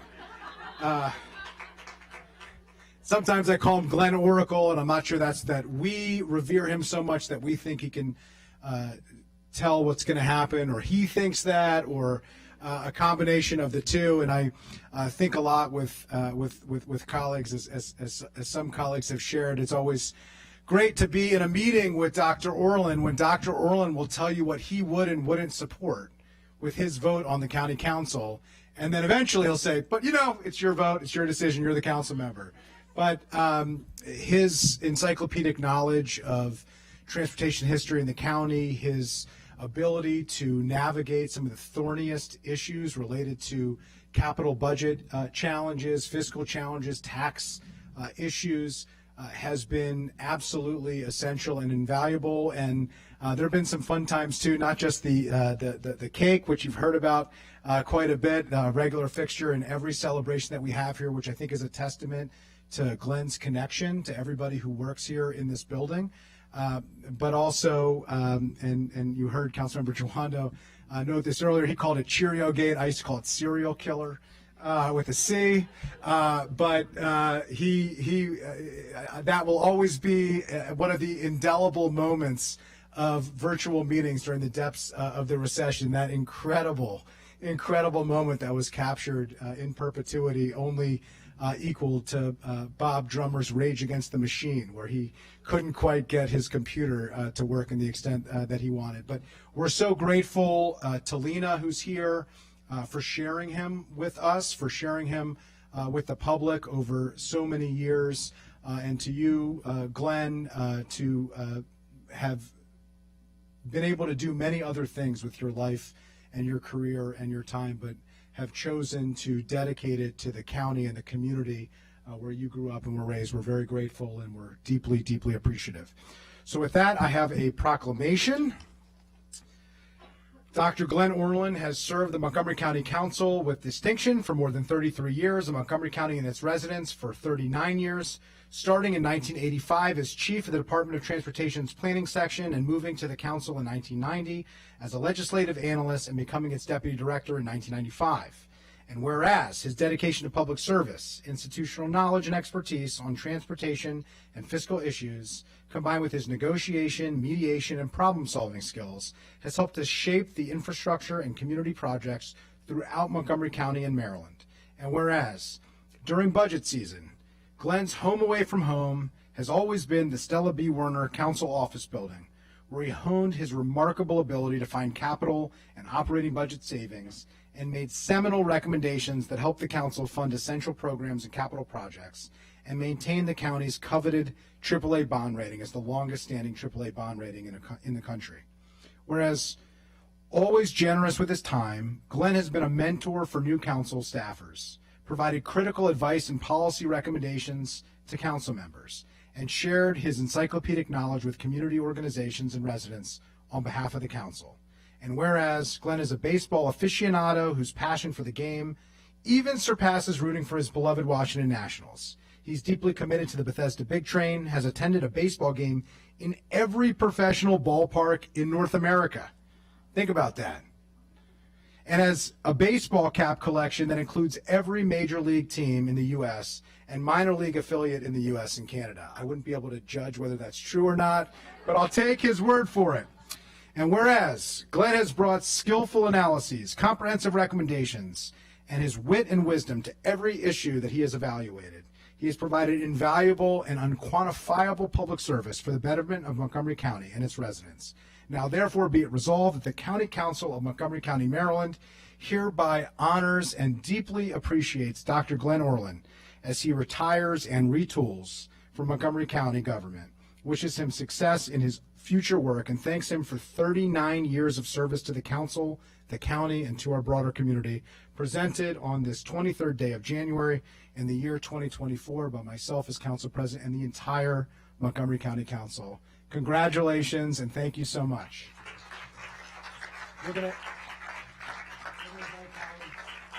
come down and take a picture. Does Lena want to come in the picture? You want to come?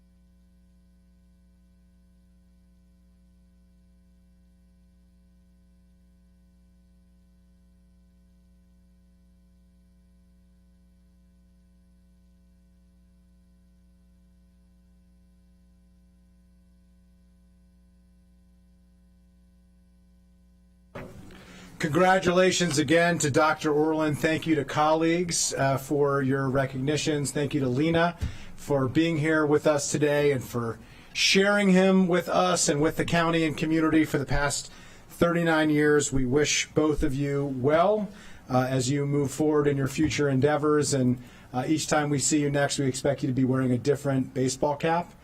And we will keep tallies on which teams have been covered. The council will now move into district council session, and the council sitting as the district council will receive a briefing on the Tacoma Park Minor Master Plan. The council earlier this morning, which was rescheduled from Friday, participated in a bus tour of the plan area, and a Planning, Housing, and Parks Committee work session is scheduled for January 29th, 2024. I want to call up Ms. Dunn and the Planning Board Chair and planning staff to join us. And we will, as soon as we get the technology to support us, we will begin a briefing of the Tacoma Park Minor Master Plan.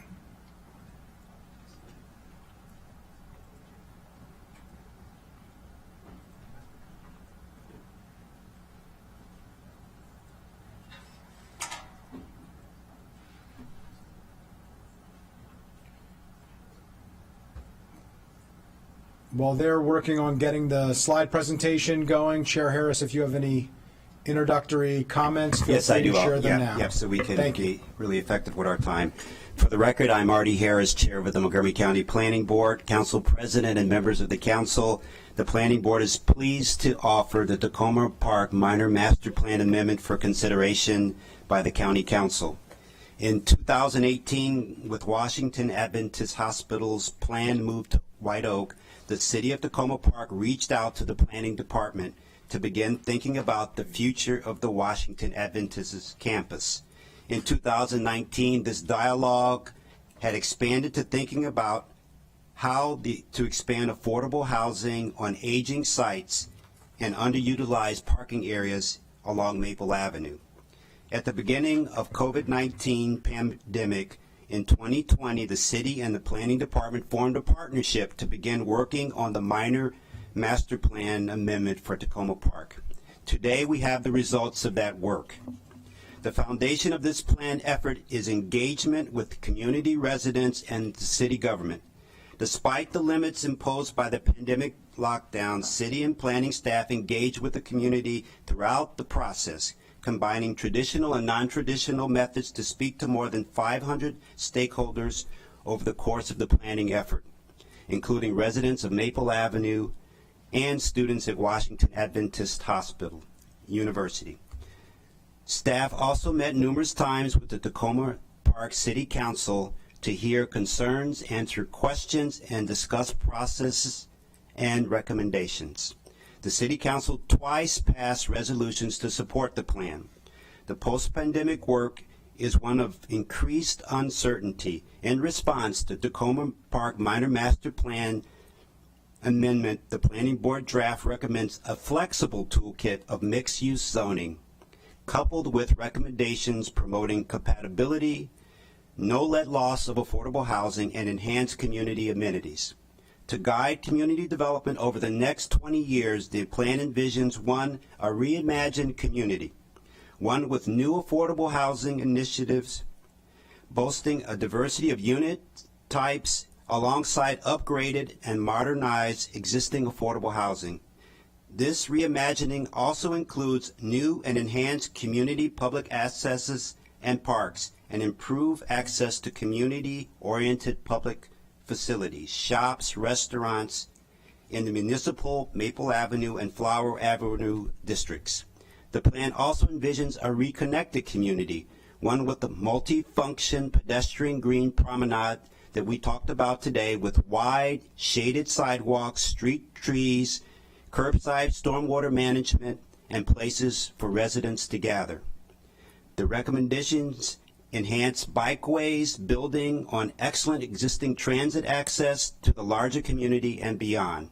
Finally, the plan envisions a resilient community with new tools to respond to and mitigate the impacts of climate change, building on the city's commitment to environmental stewardship, and ensuring that any new development retains and enhances the natural environment in the planned area and beyond.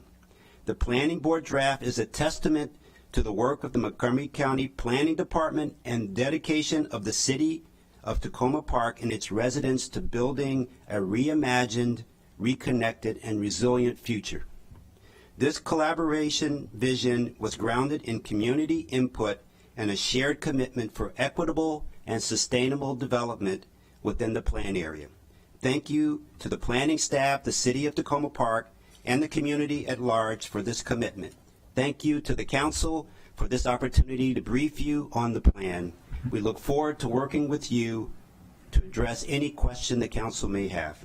I will now turn it over to planning staff to provide an overview of the plan. Thank you. Yeah, I appreciate that. Before we do that, I'm going to turn it to the district council member, Vice President Stewart, to make any comments, and then we'll see if council staff has anything to share, and then we'll turn it over for the presentation to council staff. Thank you to you and to your colleagues on the planning board for your work and for your service. With that, let me turn it over to the district council member, Vice President Stewart. Great. Thank you, Chair Harris. So I just want to say I am so thrilled to be here today at this point. Because this started for me, even before it started for you all, when I was the mayor in the City of Tacoma Park.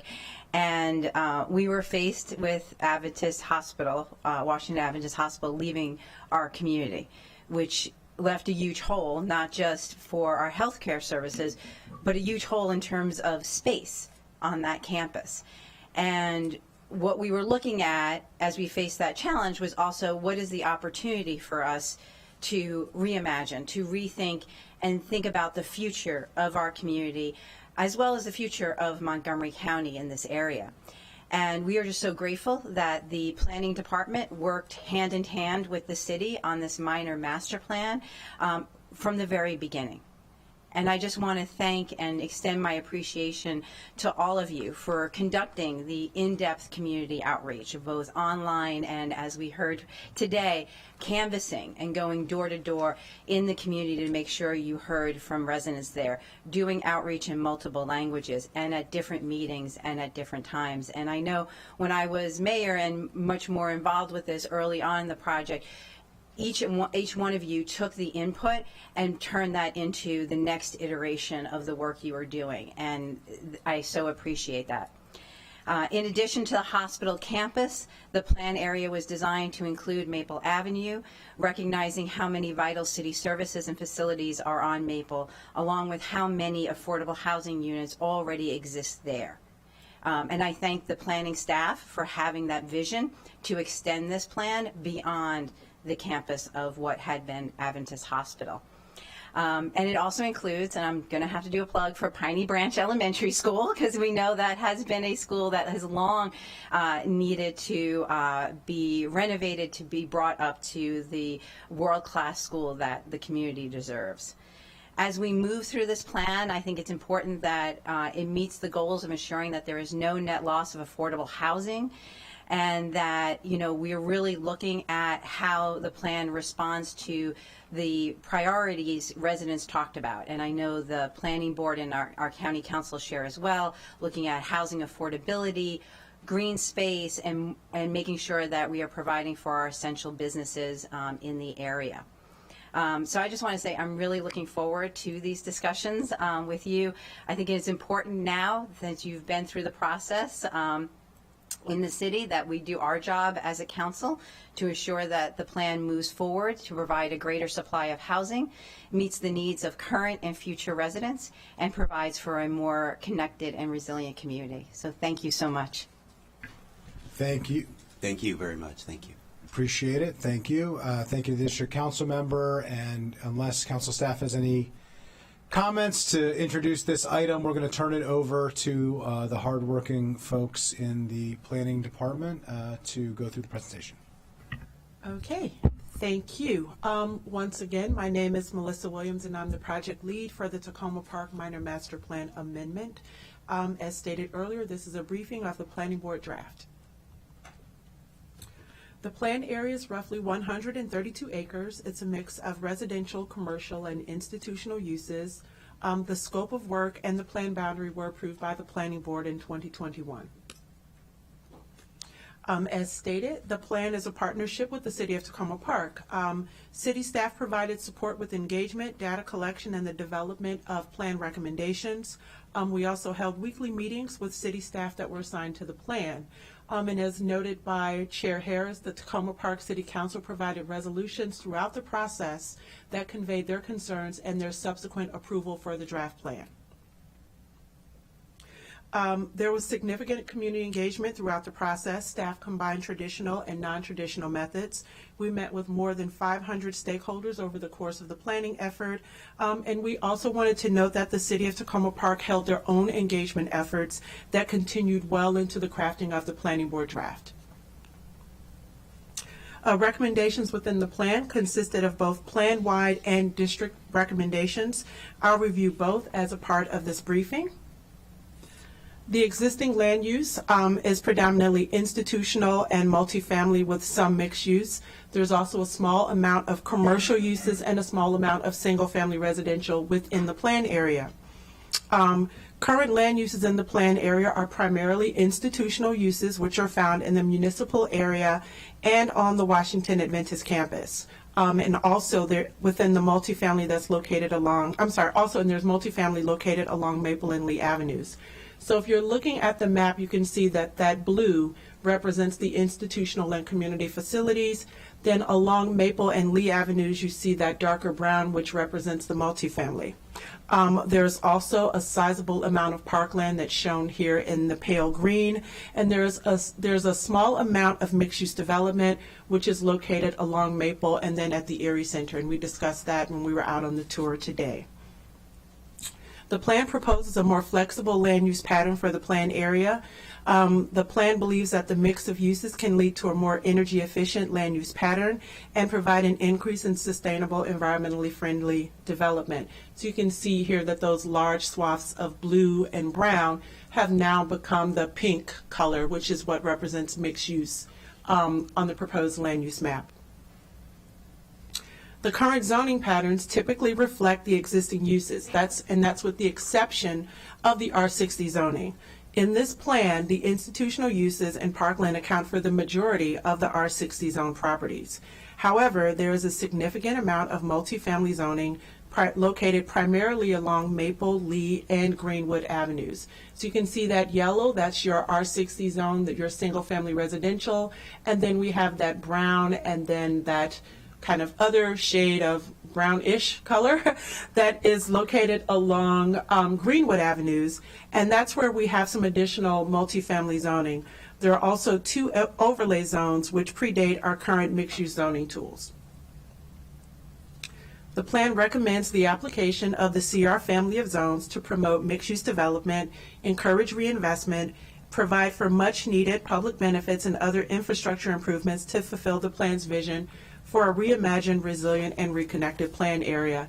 And so you can see here that we are essentially applying or recommending that the family of mixed-use zones be applied across the plan area with the exception of the parks and some small R40 properties that are located above number 4 if you're looking at the map. I'm sorry, it's all number 4.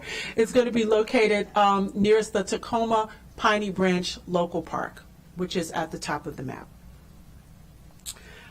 Testimony was concerned about the overall goal for the land use and zoning recommendations is to create pedestrian-friendly areas containing a variety of amenities and neighborhood-serving uses. The plan recommended flexible, compatible zoning that could be more adaptive to market conditions while still retaining the charm of the City of Tacoma Park. This is also an opportunity to remove obsolete zoning and address any existing land use or zoning inconsistencies. Testimony was concerned about the rezoning of affordable units along Maple Avenue, the potential for displacements, and concerns related to compatibility. Staff would like to reiterate that the goal for the land use and zoning recommendations is to create a pedestrian-friendly area and also provide for a variety of amenities and neighborhood-serving uses. The plan recommends this flexible, compatible zoning because it can be more adaptive to market conditions, but we also believe that it can retain that sense of community that many people were concerned about. It also allows for infill and new development to occur where possible and as needed. This approach was key for the Maple Avenue District, as there are several buildings that will reach the end of their useful life within the coming years. So within the plan, we have a very robust housing section. We have 3 categories of recommendations. We had the housing production, which looked at diversifying options, incentivizing production, and prioritizing accessibility. There's also a recommendation to review the rent stabilization policy of the City of Tacoma Park in order to meet varied housing needs and encourage new development.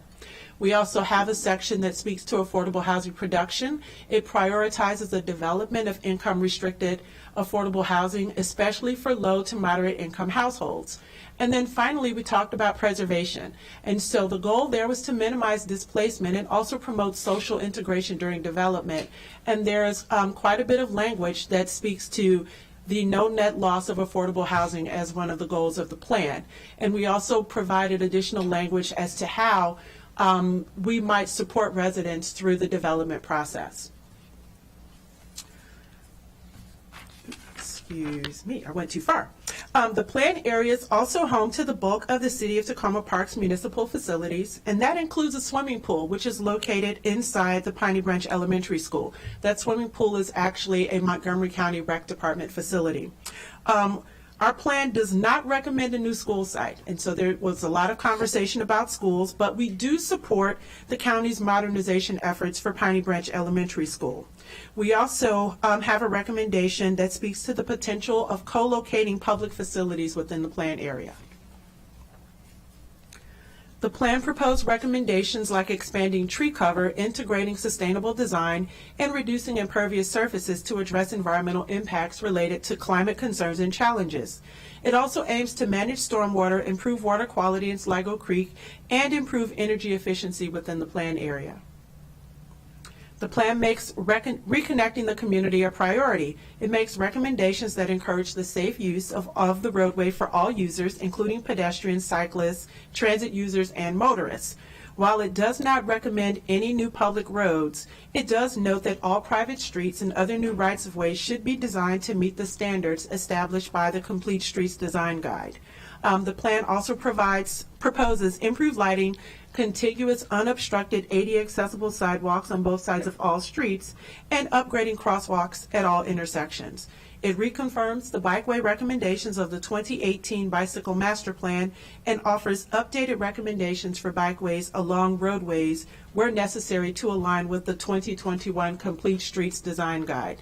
And I think it's important to note here that the City of Tacoma Park owns, operates, and maintains all of the streets within this plan area, with the exception of Carroll Avenue. And we'll have a bit of discussion about Carroll Avenue later in the presentation. The plan sees an opportunity for new public amenities, including a green promenade, connecting the planned area with safer sidewalks, new and enhanced parks and open spaces, and new bike lanes. This is designed to build upon the city's Maple Avenue Connectivity Project, which would provide improvements to sidewalks, bike, and ped connections, and additionally, we encourage some new private streets on the Adventist campus. The Historic Preservation Commission also recommended that the Planning Board list 3 sites in the Locational Atlas and Index of Historic Sites and recommended their designation in the Master Plan for Historic Preservation. So those sites were approved, and that's the Hefner Park Community Center, Crestview, and the Sligo Seventh-day Adventist Church. Additionally, the plan recommends studying Tacoma Park's historic African American neighborhoods, promoting the area's cultural heritage, and seeking opportunities to retain and reuse historic design elements and resources. We've gotten a lot of comments about the potential for adaptive reuse in the plan area, so that's what that recommendation is speaking to. The plan also recommends the study of the Washington Adventist University for a historic district. And so now we're going to talk about the district recommendations. To better organize the plan, it was divided into 3 districts. Each has focused recommendations that relate to its unique conditions. This map represents the 3 districts within the plan area, and we saw those on the tour today. That's the municipal district, which is the kind of the civic hub, the Maple Avenue district, and then the Flower Avenue district. The municipal district is the civic heart of the city of Tacoma Park. It includes numerous municipal functions, many of which are located inside the community center, and it is also home to the Piney Branch Elementary School and the Tacoma Park, Maryland Public Library, and that's the city's own library. This plan will make recommendations to change the zoning for specific parcels within the municipal district. Those are shown in blue. Additionally, there were recommendations to remove the existing overlay zones. The plan recommends that the zoning in this area be consistent with the proposed zoning for the properties located along Maple Avenue. City and school properties now zoned only for single-family houses will be rezoned to a mixed-use zone with a maximum FAR of 2.5 and a maximum height of 150 feet. Properties located on Oswego will be rezoned to R40, and so that's your parcels number 5, 6, and 7. Those will be rezoned to R40, which is a single-family zone that allows for duplexes. Additionally, the following improvements should be made to the Piney Branch Local Park. That include providing additional lighting to improve safety and allow for extended usage of the park, along with opportunities for additional connections. There is also an opportunity for a unique, There is also an opportunity for a unique gateway and improved connectivity within this area as a part of the Green Promenade. The Maple Avenue District is the planned area's established residential center. It acts as the spine of the planned area and culminates at the Sligo Creek Stream Valley Park. It's important to note that the bulk of the residents within the planned area live here, and they are served by a small node of neighborhood-serving retail. This district is characterized by an attractive tree canopy and steep topography as well. So there are 2 slides for the zoning. I'm only going to talk through the one. The plan saw the opportunity for a reimagined Maple and Lee Avenue and also to provide flexibility in zoning. This is also an opportunity to address the obsolete and inconsistent zoning found within this district. Efforts to retain affordability, sufficient parking, and to minimize environmental impacts should also be taken. The plan proposes that the existing multifamily zone properties be rezoned to a mixed-use zone with a maximum FAR of 2.5 and a height of 150 feet for those properties fronting onto Maple. All other properties are a maximum 1.5 FAR with a 65-foot height, and that's primarily those properties that are located along Lee Avenue. It is important to note that the existing building heights, specifically along Maple, extend to about 150 feet. Staff prepared 4 development scenarios to help council better understand the plan's zoning recommendations and the existing development constraints. These scenarios focus on the larger residential developments along Maple Avenue, particularly those with underutilized spaces such as large surface parking lots, or where full redevelopment might occur within the next 20 to 25 years. So I'm going to quickly take you through those scenarios. The first is the Tacoma Phoenix condominiums. They are located at 7611 Maple Avenue. The current zoning is R10 and it has 74 units. The plan once again recommended a CRT 2.5 with a maximum height of 150 feet. This new zoning, even with the careful consideration of the unbuildable easement area, which is shown in pink on the graphic, could pave the way for an additional 154 units. This would include 20 MPDUs, which would significantly enhance the community's housing options. The second scenario is the Maple View Apartments. These are located at 7719 Maple Avenue. Once again, the current zoning here is R10. This development has 120 existing units. The plan recommends a CRT 2.5, once again with a maximum height of 150 feet. This new zoning could provide for an additional 140 units, including a minimum of 18 MPDUs. And as you can see here, this is one of the properties that was the least constrained by those easement areas that we talked about. The Franklin Apartments are located at 7620 Maple Avenue, and they required a more nuanced development scenario. This scenario envisioned an infill development and a move once approach, which would allow for new development to occur on the site without the potential relocation of the existing residents outside of the planned area. So the idea is we could take advantage of that large surface space. We could build a new building, and then we could move those tenants that are in the existing building into the newer property. The current zoning here is R10. It has 185 existing units. As stated before, same zone, CRT 2.5 with a maximum height of 150 feet. In this instance, we could potentially double the number of units there, so that would be an additional 185 units, resulting in 24 MPDUs. And finally, we have the Essex House. This is located at 7777 Maple Avenue. This is that building that was right near the Brashears Run outfall that we all saw today. The current zone there, once again, is R10. It has 137 existing units. Same zoning recommendation, CRT 2.5, with a height of 150 feet. As shown in the graphic, though, you can see that this property is really constrained by the unbuildable easement area. So you look at that pink, and there's a lot of the site that could not be used. As a result, staff crafted a replacement scenario for this property. There are currently 137 existing units, but full redevelopment of this site could provide for 340 units and 43 MPDUs. Combined with the other plan recommendations, redevelopment could also increase the protections for the Brashears Run and the Sligo Creek Stream Valley Park. The plan area also has a significant amount of parkland, so the plan saw opportunities to improve upon and enhance existing parks and open space. These recommendations are also designed to improve access and usability. And so we had a bit of discussion about the feasibility studies that are proposed for the existing parkland. We also talked about improving the ecological function and the usability of Sligo Creek Stream Valley Park.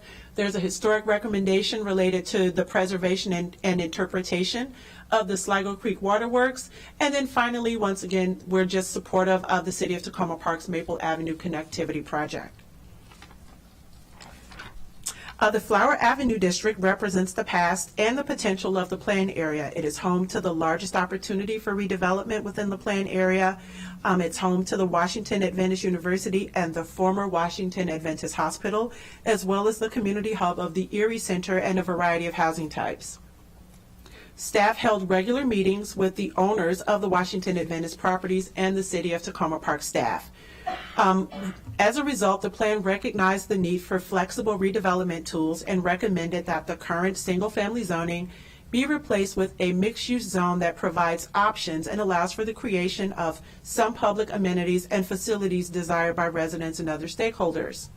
For the Washington Adventist properties, including the professional building, a CR zone is recommended for Site 23. And a CRT is recommended for sites 24 and 25.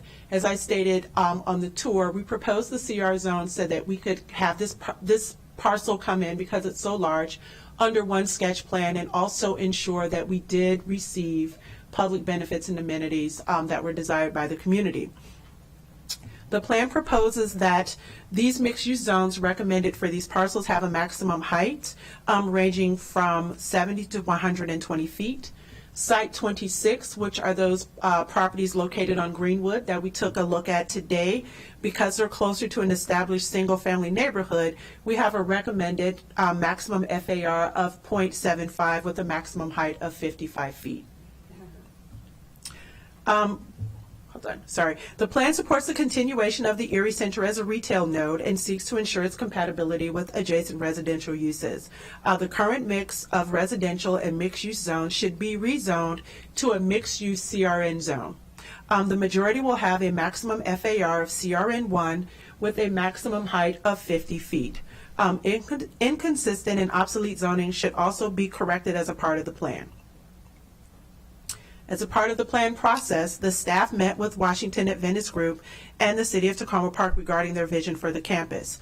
This concept represents one of the visions that the Washington Adventist Group shared with residents and stakeholders at a community briefing. Based on these discussions, staff crafted flexible recommendations that could meet the future development needs of the Washington Adventist campus while also addressing the priorities of the broader community. In addition to the zoning recommendations, there are also several recommendations that are intended to improve upon and expand existing resources. One of those is the need for additional right-of-way for Carroll Avenue, and that's to accommodate an existing SHA project. We also have a recommendation for open space, so we looked at that half-acre green space is something that the community felt strongly about, and that's that university common area that we saw. We also had language put into the plan to preserve Sledding Hill as public open space. I'm sure they got use out of that this weekend. And then finally, we were looking for opportunities for adaptive reuse of existing campus buildings and the dedication of the Sligo Creek Park Slope easement. And so that recommendation for the Sligo Creek Park Slope easement is intended to ensure that Montgomery County Parks can efficiently and effectively implement improvements within Sligo Creek Stream Valley Park. The dedication should occur in a manner that also supports the redevelopment of the campus. And so when we talk about that dedication, we're talking about that area that's hashed with the yellow line. So it's going to be to the far left. And so the plan there is to formally dedicate and identify that roughly 2.8 acres of wooded slope is MNC PPC parkland, and then also provide the opportunity for the Washington Adventist Group to use that forested tree stand area to capture their development density, utilize that tree stand to meet their forest conservation requirements, and also utilize that area to meet tree canopy and other regulatory requirements.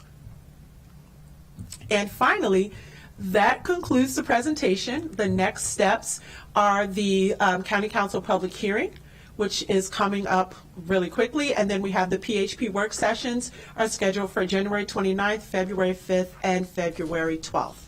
And so now I guess I'm available for questions or comments. Opening it up to colleagues for any questions and comments, if anybody has any.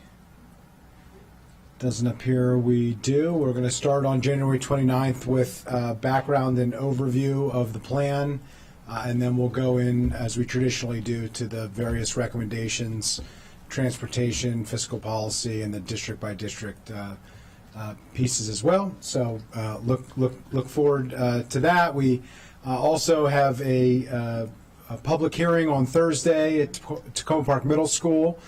Part of our effort as part of master plans, a commitment that we made at this council to go into the community when we're addressing master plans in particular.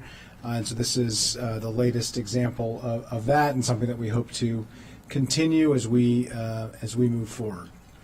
So with that, thank you to the planning department staff for your work. Thank you for leading the bus tour earlier so that we could actually see these sites on the ground, and we look forward to a robust discussion on Thursday and an active conversation in the committee beginning on January 29th. Thank you very much. With that, our next item is number 5 on the agenda, which is a review of Little Falls Parkway to discuss and recommend the design alternative for the realignment of Little Falls Parkway between Arlington Road and Dorset Avenue.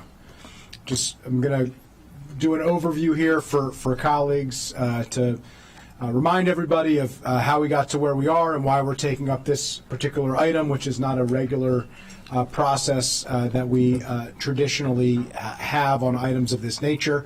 In April 2023, following a pilot project initiated by the Parks Department in June 2022, the Planning Board voted 4-0-1 to approve a Montgomery Parks recommendation for a permanent 2-lane configuration of Little Falls Parkway between Arlington Road and Dorset Avenue with 2 vehicle travel lanes on the same side of the existing median.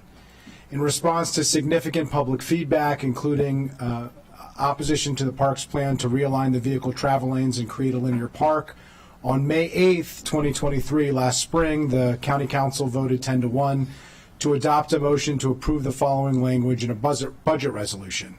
Quote, any realignment of the remaining 2 lanes between Dorset and Arlington on Little Falls Parkway must be reviewed by the council before funds may be utilized for this purpose. No funds may be utilized for the implementation of linear park in this section of Little Falls Parkway. As a result, the linear park is no longer under consideration, and the Parks Department is seeking the council's endorsement of a design alternative for the roadway in order to proceed. That's what we're here today to discuss. On November 27, 2023, the Planning, Housing, and Parks Committee met and reached consensus on overall design of Little Falls Parkway. The design alternative before us today, put forward by Parks to assist today's discussion, is a road diet consisting of 1 vehicle travel lane in each direction on either side of the existing median. So move from 2 lanes on one side of the median to 1 lane on either side of the large grass median. It maintains the crossing at the trail crossing, which was a significant point of conversation during the committee and during the last budget session, based on the safety improvements that have been made specifically at the trail crossing following a death that occurred there several years ago of Ned Galen. The primary element yet unresolved is what to do with the pavement in the vehicle travel lane that is set to be deactivated as part of the road diet design. The committee did not formally decide whether to remove or retain the pavement. There was discussion about that, but no decision, and instead chose to defer that decision to this council work session. During the committee's discussion, I had proposed that the pavement be retained to allow flexibility and enable compliance with fire rescue comments and concerns that were raised as part of the discussion and conversations before in a memo that was received by the committee. Following the committee work session, the Parks Department developed an alternative based on the committee's discussion, which would return alignment to either side of the median, extend the road diet from Hillendale, where it ended as part of the pre-pandemic condition, to Dorset, where it has been extended since the pilot project was initiated, and retain the pavement for the stretch of additional road diet from Hillendale to Dorset. That was shared in a memo from Parks, which is included in the packet for this agenda item. We have Park staff here to answer any questions and council staff available as well. So just to reiterate, we're here because we had budget language that required the Parks Department to come before us. We normally don't take up matters like this. We had a committee work session in November to discuss these issues. There was agreement on several aspects of the committee work session. There were a couple outstanding items. The Parks Department has subsequently sent a proposal via memo, which is included in the packet, for review, and that is the decision before us today and up for discussion today. So 2 main discussion points. One is the length of the road diet, and the other is the retention of the pavement and the extension of the road diet in question. So that is before the body today. I will open it up to any comments or questions that anybody has. Councilmember Fanny Gonzalez. Can I give my time to the park staff so they can present instead of just assume that a lot of the folks who are here, they were not at PHP. Do you want to provide? I read your report. I thought it was very detailed. Sure. Happy to turn it over to the Parks Department to share your memo and the proposal that you have provided to the council.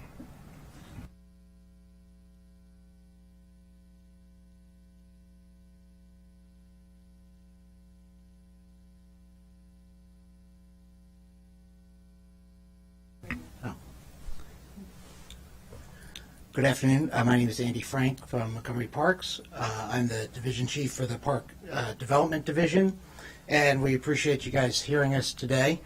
As Councilmember Friedson summarized, there's been several iterations of the road diet in question, and following the PHP here committee session, We did update the design plan that shows separated individual lanes on either side of the existing median.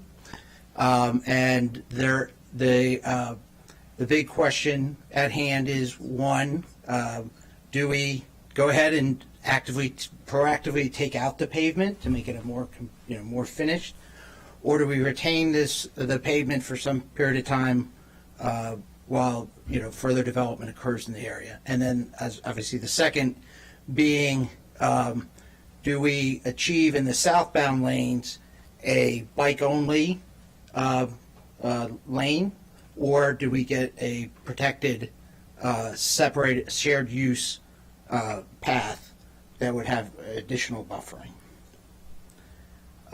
So those are the options that are before us, and we appreciate that. We, as Councilmember Friedson said, there's the area between Arlington and Hillendale, which I think there was full agreement on, which is a permanent 2-lane road diet with extraneous pavement removed for full 100% Vision Zero safety for the crossing and the area around the pool.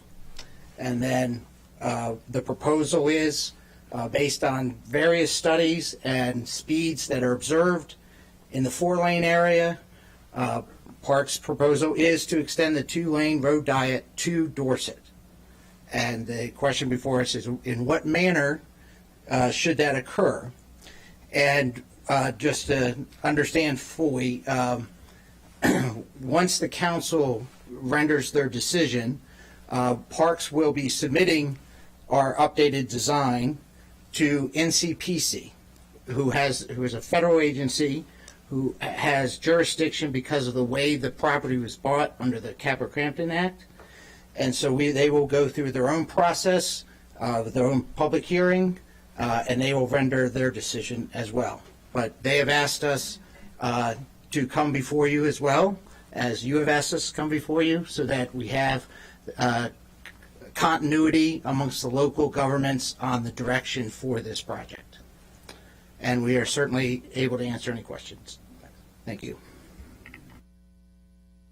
Okay, thank you. Council Vice President Stewart. Thank you, everyone. Thank you for the packet and all the work that has been done on this project. I'm glad to see that the road diets that will lead to slower speeds, and that means less deadly collisions and advancing our Vision Zero goals are in there, and that has moved forward. I also, this isn't my district.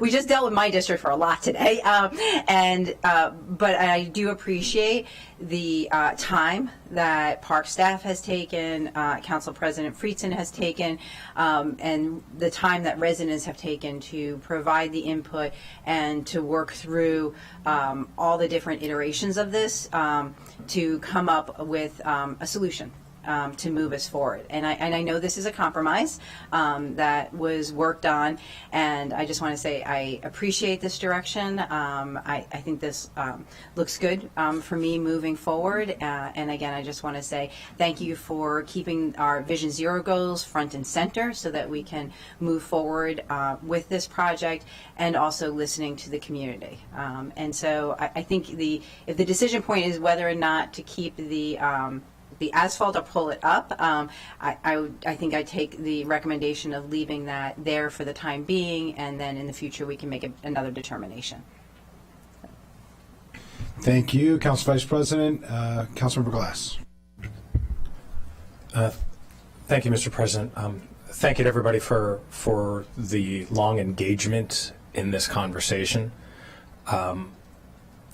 When was the original proposal made? When was that? 2020, 2021? Right? It was that long ago. Around, I think, 2021, I think. 2021. Because while the date eludes me, the reason is one I remember. And I remember at that time we were in the middle of a pandemic and we were rethinking our parks. And I remember traveling throughout the county, enjoying the outdoors, as many people did because we were stuck inside for so long. And compounding that were the number of pedestrian-related deaths and incidents that happened there and happened elsewhere. And so I understand the rationale, and I understand it. And as, like many other policies, something is implemented and there are tweaks to be made. And that's what the last number of years have been about, making tweaks to make sure that our roads are safe for everybody. And I know every single person engaged in this conversation agrees with that. My question to Parks, how many people have been injured or killed on that stretch since this policy has been put in place? Thank you for the question. We've been tracking the accidents at the crossing for some time, and we are very, very pleased to report there have been no serious accidents or fatalities since the planning board directed us to put a raised crosswalk across there. So we're very, very satisfied that this achieves Vision Zero goals. That's encouraging, because the work that we've been doing have been working to make sure that all people throughout the county can be safe when they're walking, biking, and even driving, right? And so I'm heartened to hear those numbers. As the council vice president said, sometimes when there are really tough issues, there have to be some compromises. What I will not compromise is the safety of pedestrians and bicyclists. And I'm glad to hear that those numbers have held firm at 0 over the last number of years. But there are areas where we can agree upon, and I appreciate the work of the committee and the council president for leading these efforts. One other number I'm curious about is about the pavement. How much would it cost to remove that pavement that the parks are asking for? I would say, it all depends on it. Somewhat depends on the answer of the recommendation. If we are putting in a shared use path that requires a barrier, then it's going to require additional pavement for fire and rescue. However, if I'm understanding that what is being proposed is what was shared in the last packet, which is the bikeway and the retaining the pavement, then if we were to remove that pavement, it would be on the order of $20,000 to $30,000. My understanding of the park's request was to remove the pavement from one of the sides, right? If Parks was able to move forward with your original request or the most recent modified request, how much would that cost? Much more than $20,000 to $30,000, my understanding. The overall project, the entire project? That's my question. Oh, the entire project, as it is shown here, is on the order of about $600,000. $600,000. I'm sorry, I thought you were saying just the pavement removal aspect. I apologize. It's okay. No need to. It's okay. $600,000 is a lot of money. Sure. The option being shown. So I think at this point the prudent thing to do is not to allocate, an additional $600,000 towards that expense and keep it where it is, keep it as it is, but codify some of those other changes, but recognize for everybody that this is an ongoing conversation, and nothing is ever cemented. This is a dialogue, and I very much appreciate having multiple dialogues with many of the people here in the room, because I know you live nearby, you live in a beautiful part of the county, and you want to be able to get to all the amenities, whether they're on River Road or downtown Bethesda or all points in between.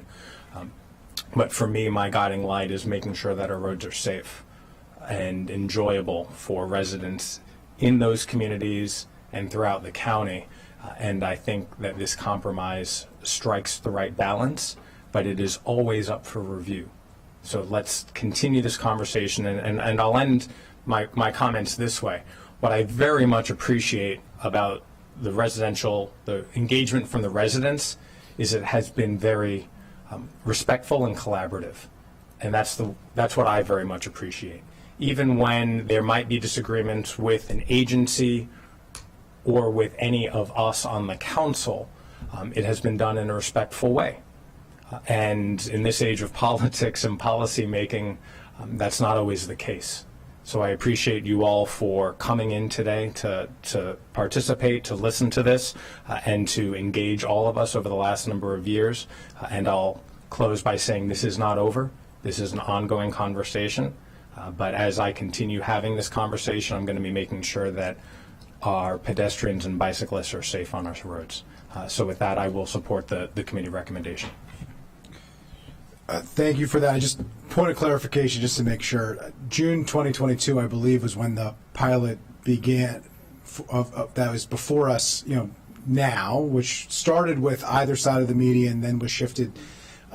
Phase 1, phase 2 was on one side of the median. The ultimate recommendation that came, it was approved by the planning board April 2023, last spring, and then ultimately the budget language that I proposed, that was approved by the council, was on May 8th of last year. So just for a timeline, of that, there was the closure of Little Falls Parkway, which began really in the depths of the recession, in the early part of the depths of the recession, and then continued beyond that through 2021. So I just want to make sure that everybody was on the same page. With that, just as a point of clarification. So I just want to know that. Let me turn to Councilmember Albornoz. Thank you, Mr. President. Thank you all for coming before us today. What a fascinating issue. And, sort of following the bouncing ball since the inception and the complete closure during COVID has been really interesting. And I actually did not know the background of this particular parkway, that it was originally intended to be connected to the GW Parkway, which I had no idea about. I, full disclosure, grew up in that neighborhood. My grandparents lived in Somerset until they passed away a number of years ago. And so I spent an awful lot of time on that parkway, riding my bike, going up and down, walking up and down to Bethesda before Bethesda became what it is today. And so I've been tracking this issue closely, and I want to reiterate and express my appreciation to the very thoughtful comments that we've received from residents who've been the most impacted by this. They have been following the evolution. And I also want to express my appreciation to Parks, who has been nimble and adjusted once they had more information on the ground. The closure and the phase 1 did lead to a lot of traffic in local roads, which the Parks Department acknowledged and adjusted accordingly. And we now have the proposal before us because of your willingness to evolve as information becomes available to you. And so I very much also appreciate Council President Friedson, who's really taken it on the chin, big time, from a lot of different sides here, and been in some very difficult and challenging community meetings, one of which I happened to attend and saw firsthand the raw emotions by some of the folks who were in that room. And so I do think that we've landed in a thoughtful and reasonable place, that the compromise does make sense to me. And I also think it makes sense to retain the current asphalt so that we do have the ability or flexibility to adjust as necessary once more information becomes available over time. So I also was concerned about the concerns raised by Fire and Rescue. We have to remember that Bethesda's more than tripled in size, and the density that we're seeing and the connectivity to that really important economic engine and area for our community is going to be really important moving forward. But obviously, and most importantly, we have to do it in a manner that's safe and that acknowledges and can create as safely as possible this coexistence of walkers and bikers and family members and strollers and people who are just trying to enjoy the natural environment, which we know was so important during COVID.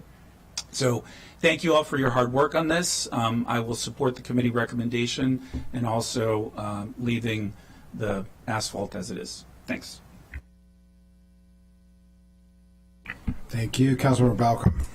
Thank you. I do want to start with thanking the community and as well as staff and the committee for this. It's been I've only been here for a year and a bit, but it's been here from the very beginning. It's a project that my staff and I have been involved with from when I started on the council. And we've been out there, we've met with the community, and I appreciate all the thoughtful deliberation that's happened. I lean on the side of the Vision Zero and safety on the road, and I appreciate the road diet, and I support the road diet. When it comes to the asphalt and pulling up whether we leave the asphalt or pulling up the asphalt, I think that's a tough decision. As Councilmember Glass said, this is an ongoing, evolving conversation, and I think that leaving the asphalt, I'll support this committee recommendation, but I also feel like it's not closing the conversation, and I don't think that we can do that forever. I think at some point we have to look at this asphalt, because is it going to become is there going to be upkeep to it, and is it going to become a dangerous pothole or something like that, impediment? So we need to think about, if we leave the asphalt, we're not leaving it forever. We're going to be monitoring it, and so I think that's a concern. But I also want to address something that the community has brought up a number of times, and that's cut-through traffic, right?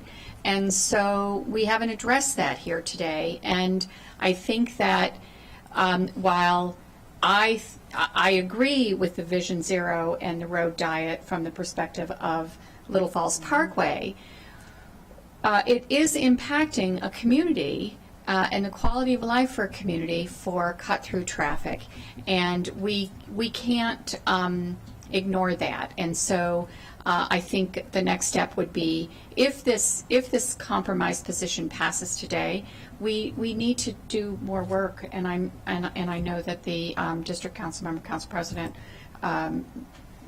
will help to do that work. So I think that that's something that we just can't make this decision outside of the fact that it is impacting the quality of life for residents. So thank you. Appreciate that. Councilmember Jawando. Thank you. Appreciate the comments of colleagues and my colleagues on the PHP committee, the work we did, and thank you, planning, for being nimble and coming back and forth with proposals. I just want to make sure, because there's so much back and forth, could you just clearly state in layman's terms, or layperson's terms, what your proposal just is? Because I've heard a couple of confusing things. I think I understand it, but I want to make sure that everyone understands it.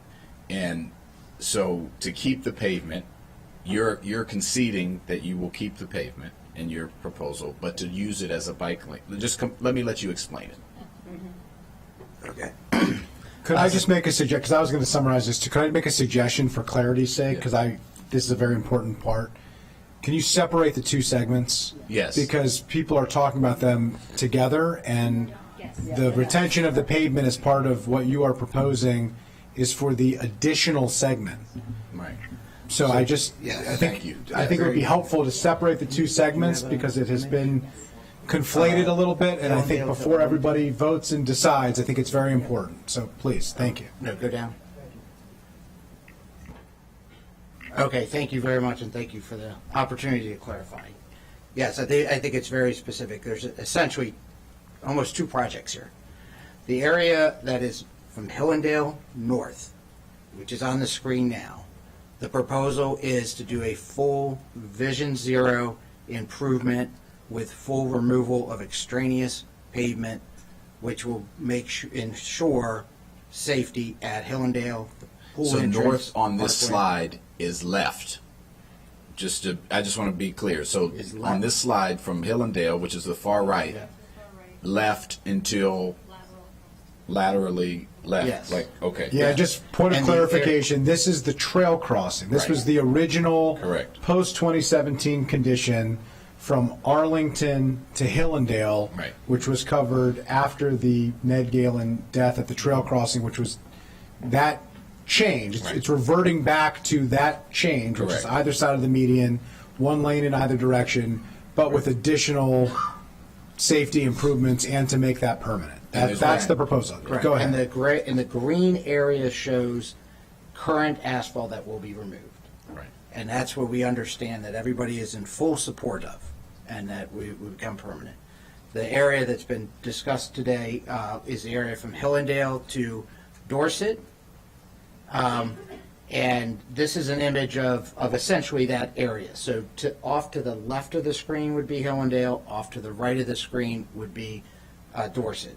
And the proposal here is to retain all this pavement for the time being, or retain, as part of this project, retain the pavement.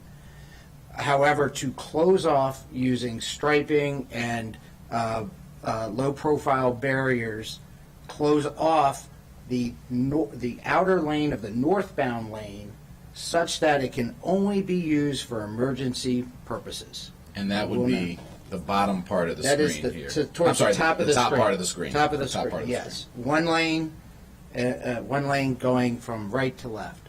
On the bottom side of the screen, which is the southbound lanes, the pavement will be retained, and a 12-foot, actually 11 to 12-foot lane width will exist for travel lanes of vehicles. There will then be a striped and low-profile buffer separating that travel lane from a protected bike lane. So there'll be low profile, but the pavement will be retained, and from Dorset all the way to Hillendale. That is what is the proposal, what we sent in the updated memo, which we understand is under consideration today. Okay. Thank you. I think that was helpful to, and hopefully a lot of people. I appreciate the confusion, too. No. And I want to also, just backing up a second, I want to thank, I'm lined up here with Jenny Sue here, and I hope I'm as good an advocate as you when I'm, as long as you've been doing it. And all the, hundreds of people that have written in, and advocated. I think it was a crash course and a good lesson for other communities of community engagement. And I know it's coming from a real place of concern and care about your community. And I want you to know it's been heard, and maybe not to the extent that you'd like. And I think, a lot of the letters that I've received and the commentary and the conversations I had wanted to do two things. Go back to 4 lanes, right? Which obviously that's not going to happen, but I just want to acknowledge that was one of the requests. And 2, to maintain the pavement. Now, 50% will get you in the Hall of Fame in the NBA. And I think, and on the council it's probably even better than that. And so while it's not everything, I do think it recognizes that folks have been heard. I agree with Councilmember Balcom that there are other long-term issues here that we're going to have to address, but we have prioritized Vision Zero. We need to continue to do so. I think everyone agrees on the trail crossing and the improvements there that I've heard, or many people agree on that. And so I think it's a step in the right direction, and I appreciate everyone's willingness to compromise. I know it's not perfect, and for those reasons, I will support it. Thank you. Thank you, Councilmember Joanna. Appreciate the clarification. I was going to do that as well. I think that was very helpful. So thank you very much for lifting that up. Councilmember Flanagan-Gonzalez. I compromised big time in this one, and I will continue to support my vote at PHP. I do believe that anytime we have an opportunity to remove payment, we must do that for safety reasons, for environmental reasons, and all that good stuff. So I'm all for it, that when you see as experts, as engineers who have worked on this issue for years at this point. When you see an opportunity to remove it, you should be allowed to do so, because at the end of the day, this is parks. This road is maintained by the Parks Department, not DOT. It shouldn't be coming here. There's a reason why we have a planning board. If can you please, and I'm going to follow my colleague Jovondo here, highlight any portion here where you believe payment needs to be removed so we can move forward. I am not looking forward to seeing you guys again talking about this anytime soon. I just want to get it done with.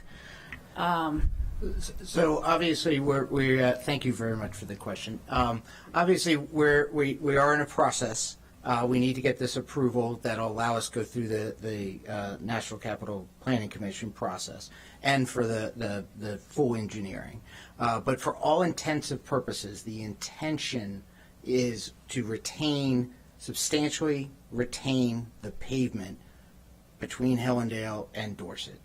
Any adjustment, and I will say right now out there in the field, there is a temporary paved crossover that was part of the pilot project. Right.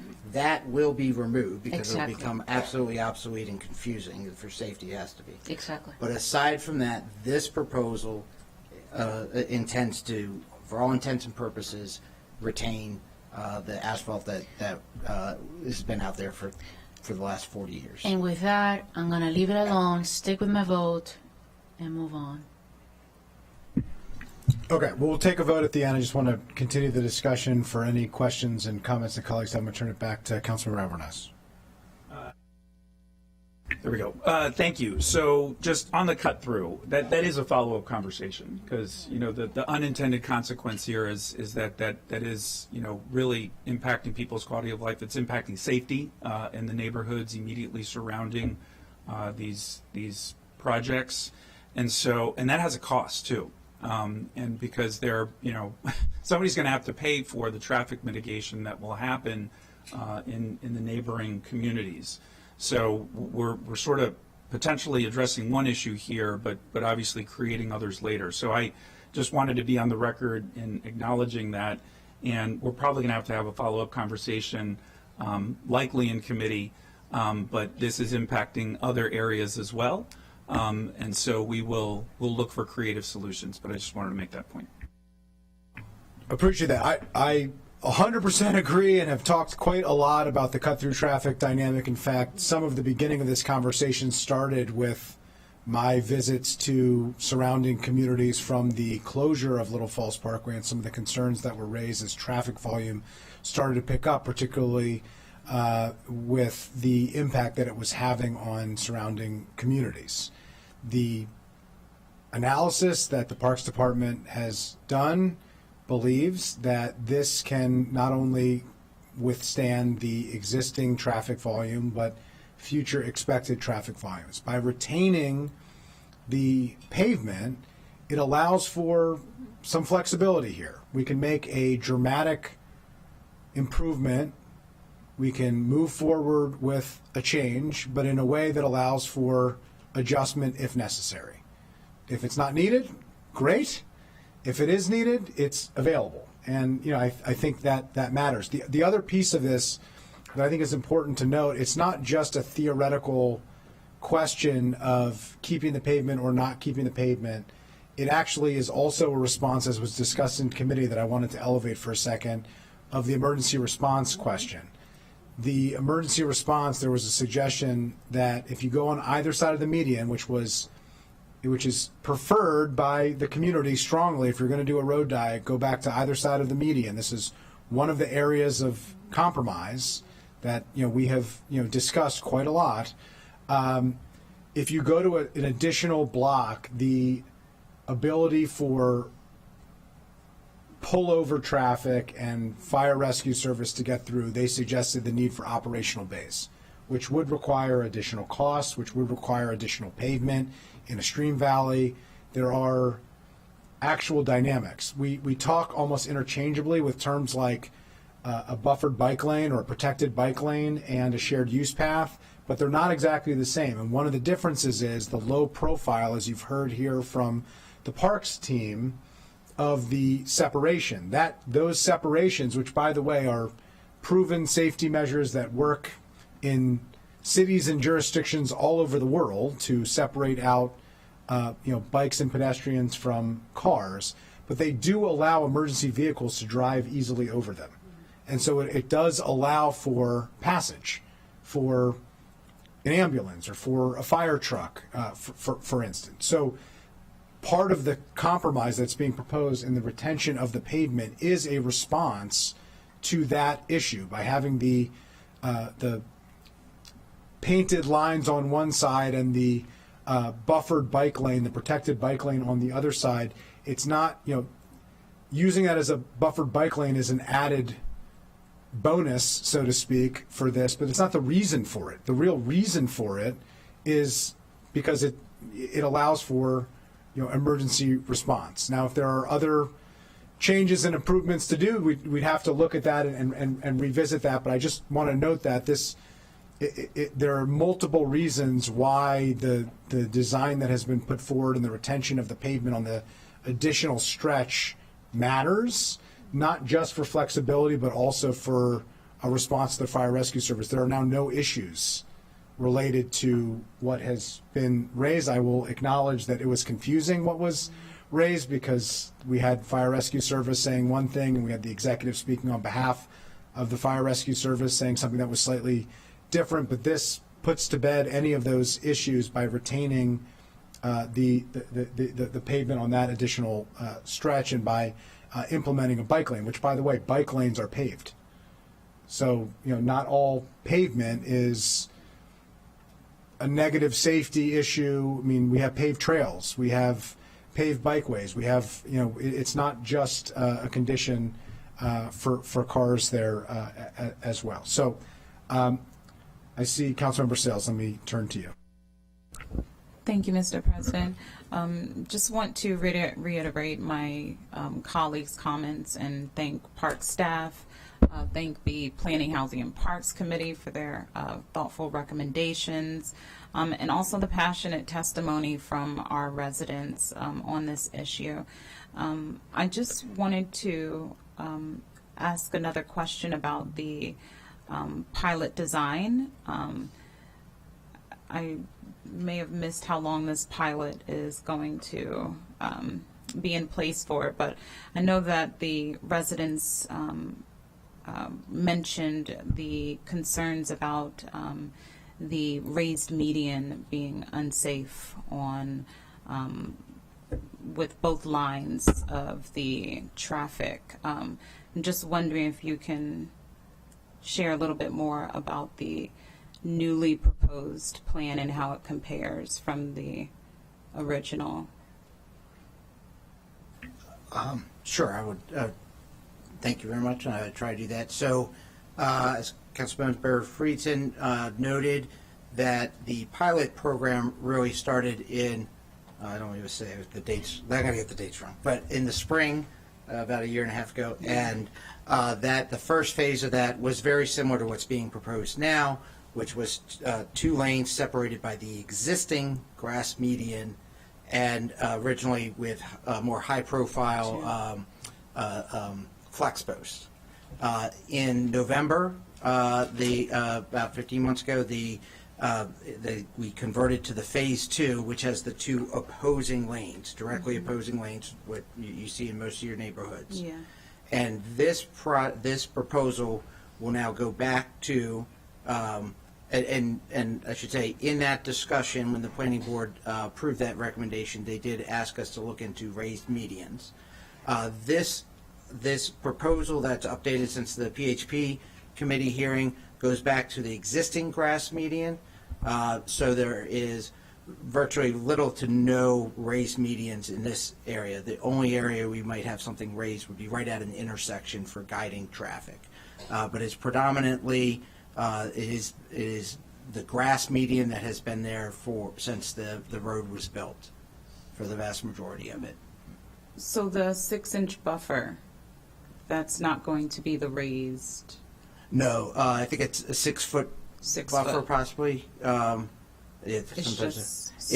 is striped on the pavement, and then there are periodic, small, low-profile.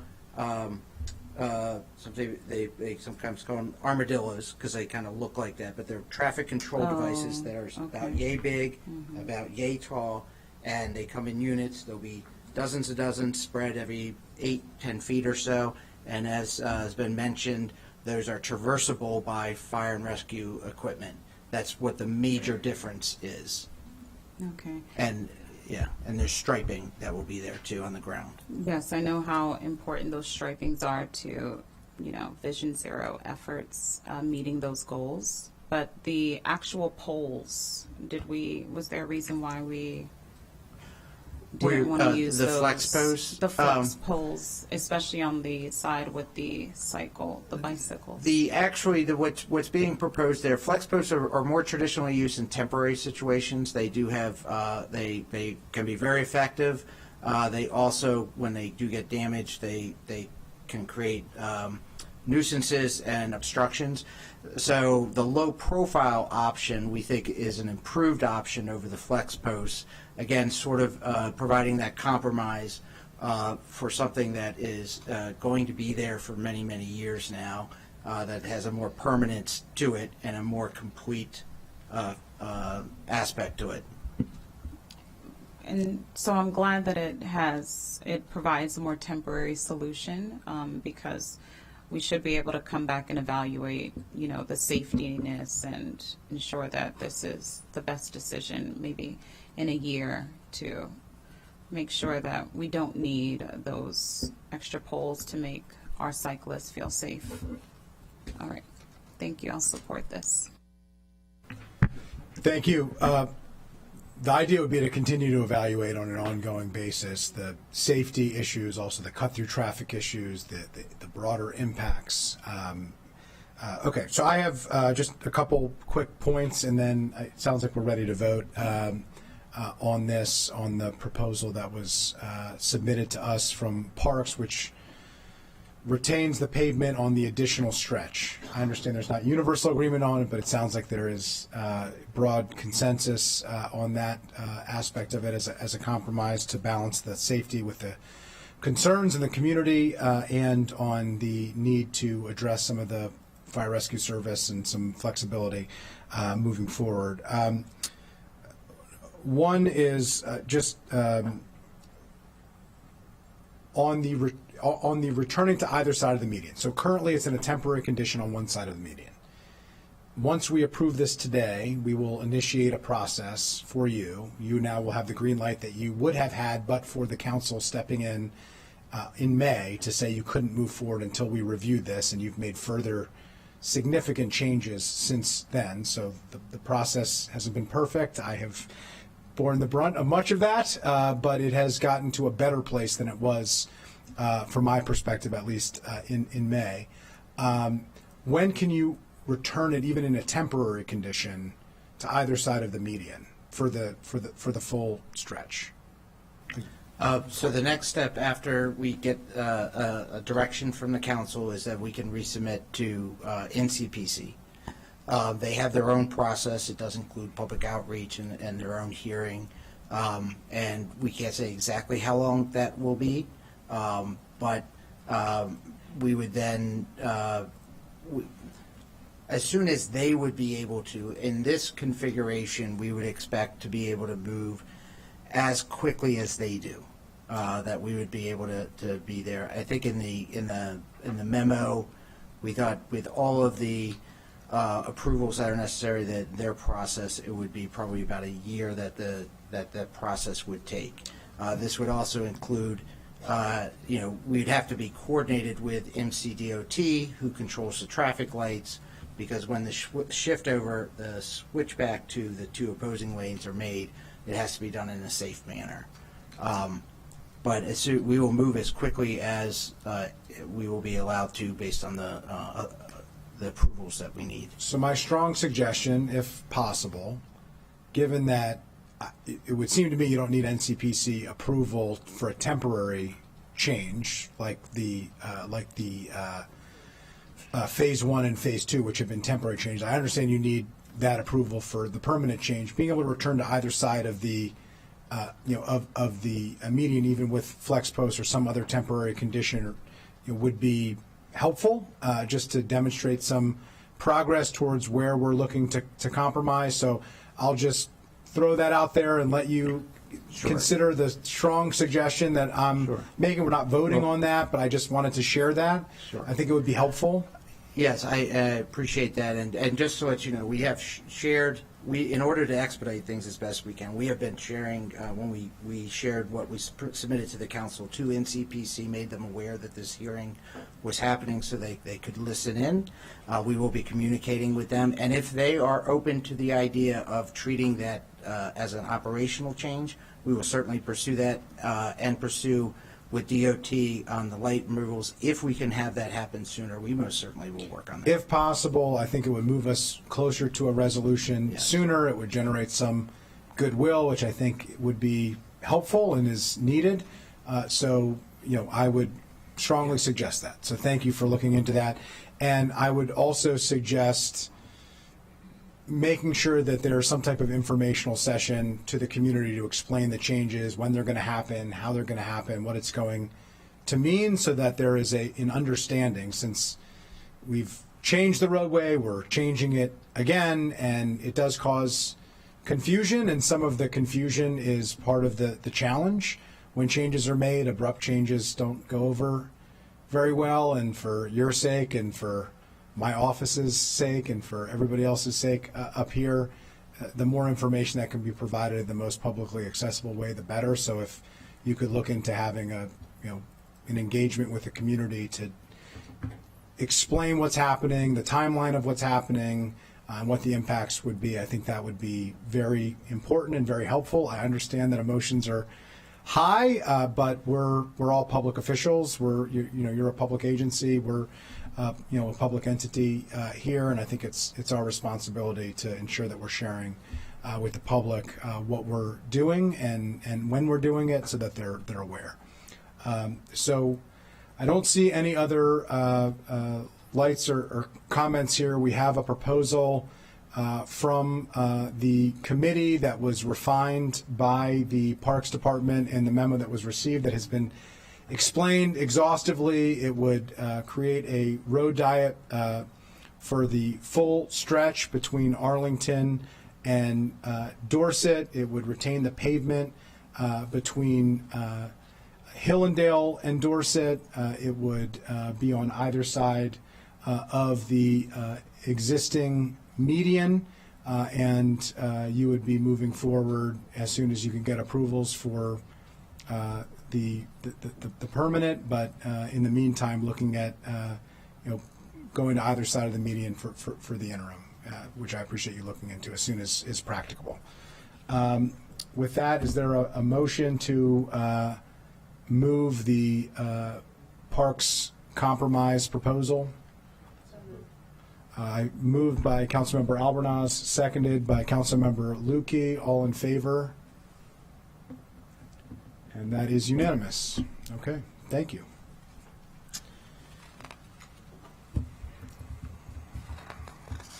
Thank you to all of our residents who have joined here, who are watching in, the thousands of people who have emailed, the many people who have reached out. I really appreciate it and look forward to continuing to discuss as we move forward. We're now going to move on to item 6. This is the consent agenda. Before I entertain a motion on the council's consent agenda, I did just want to speak briefly to item H, since we've received some questions about it. This is an amendment to the FY24 Operating Budget Resolution 2184, Section G, FY24 Designation of Entities for Non-Competitive Contract Award Status for CASA, Inc. To be clear, this is an authorization for funding that was already appropriated last spring for these purposes. Like the many Section G amendments we take up in the regular course of business, it does not appropriate any new funding. This is a procedural requirement that authorizes the completion of the contract process with CASA for funds that were already appropriated during the budget process last spring. If the council does not approve this resolution, there will be a disruption in services for the newcomers program, and the executive branch would be forced to identify an entirely new process for awarding these already appropriated funds, which might not be able to occur within this current fiscal year. As colleagues know, I have spoken about my views on these issues and have not minced words, so I understand the deep concern. I want to be sure that the action that the council is taking today is very clear and understood by the public. There will be a time and place to discuss funding for nonprofit partners and the number and appropriateness of non-competitive grant awards as part of our greater and broader discussions about the operating budget.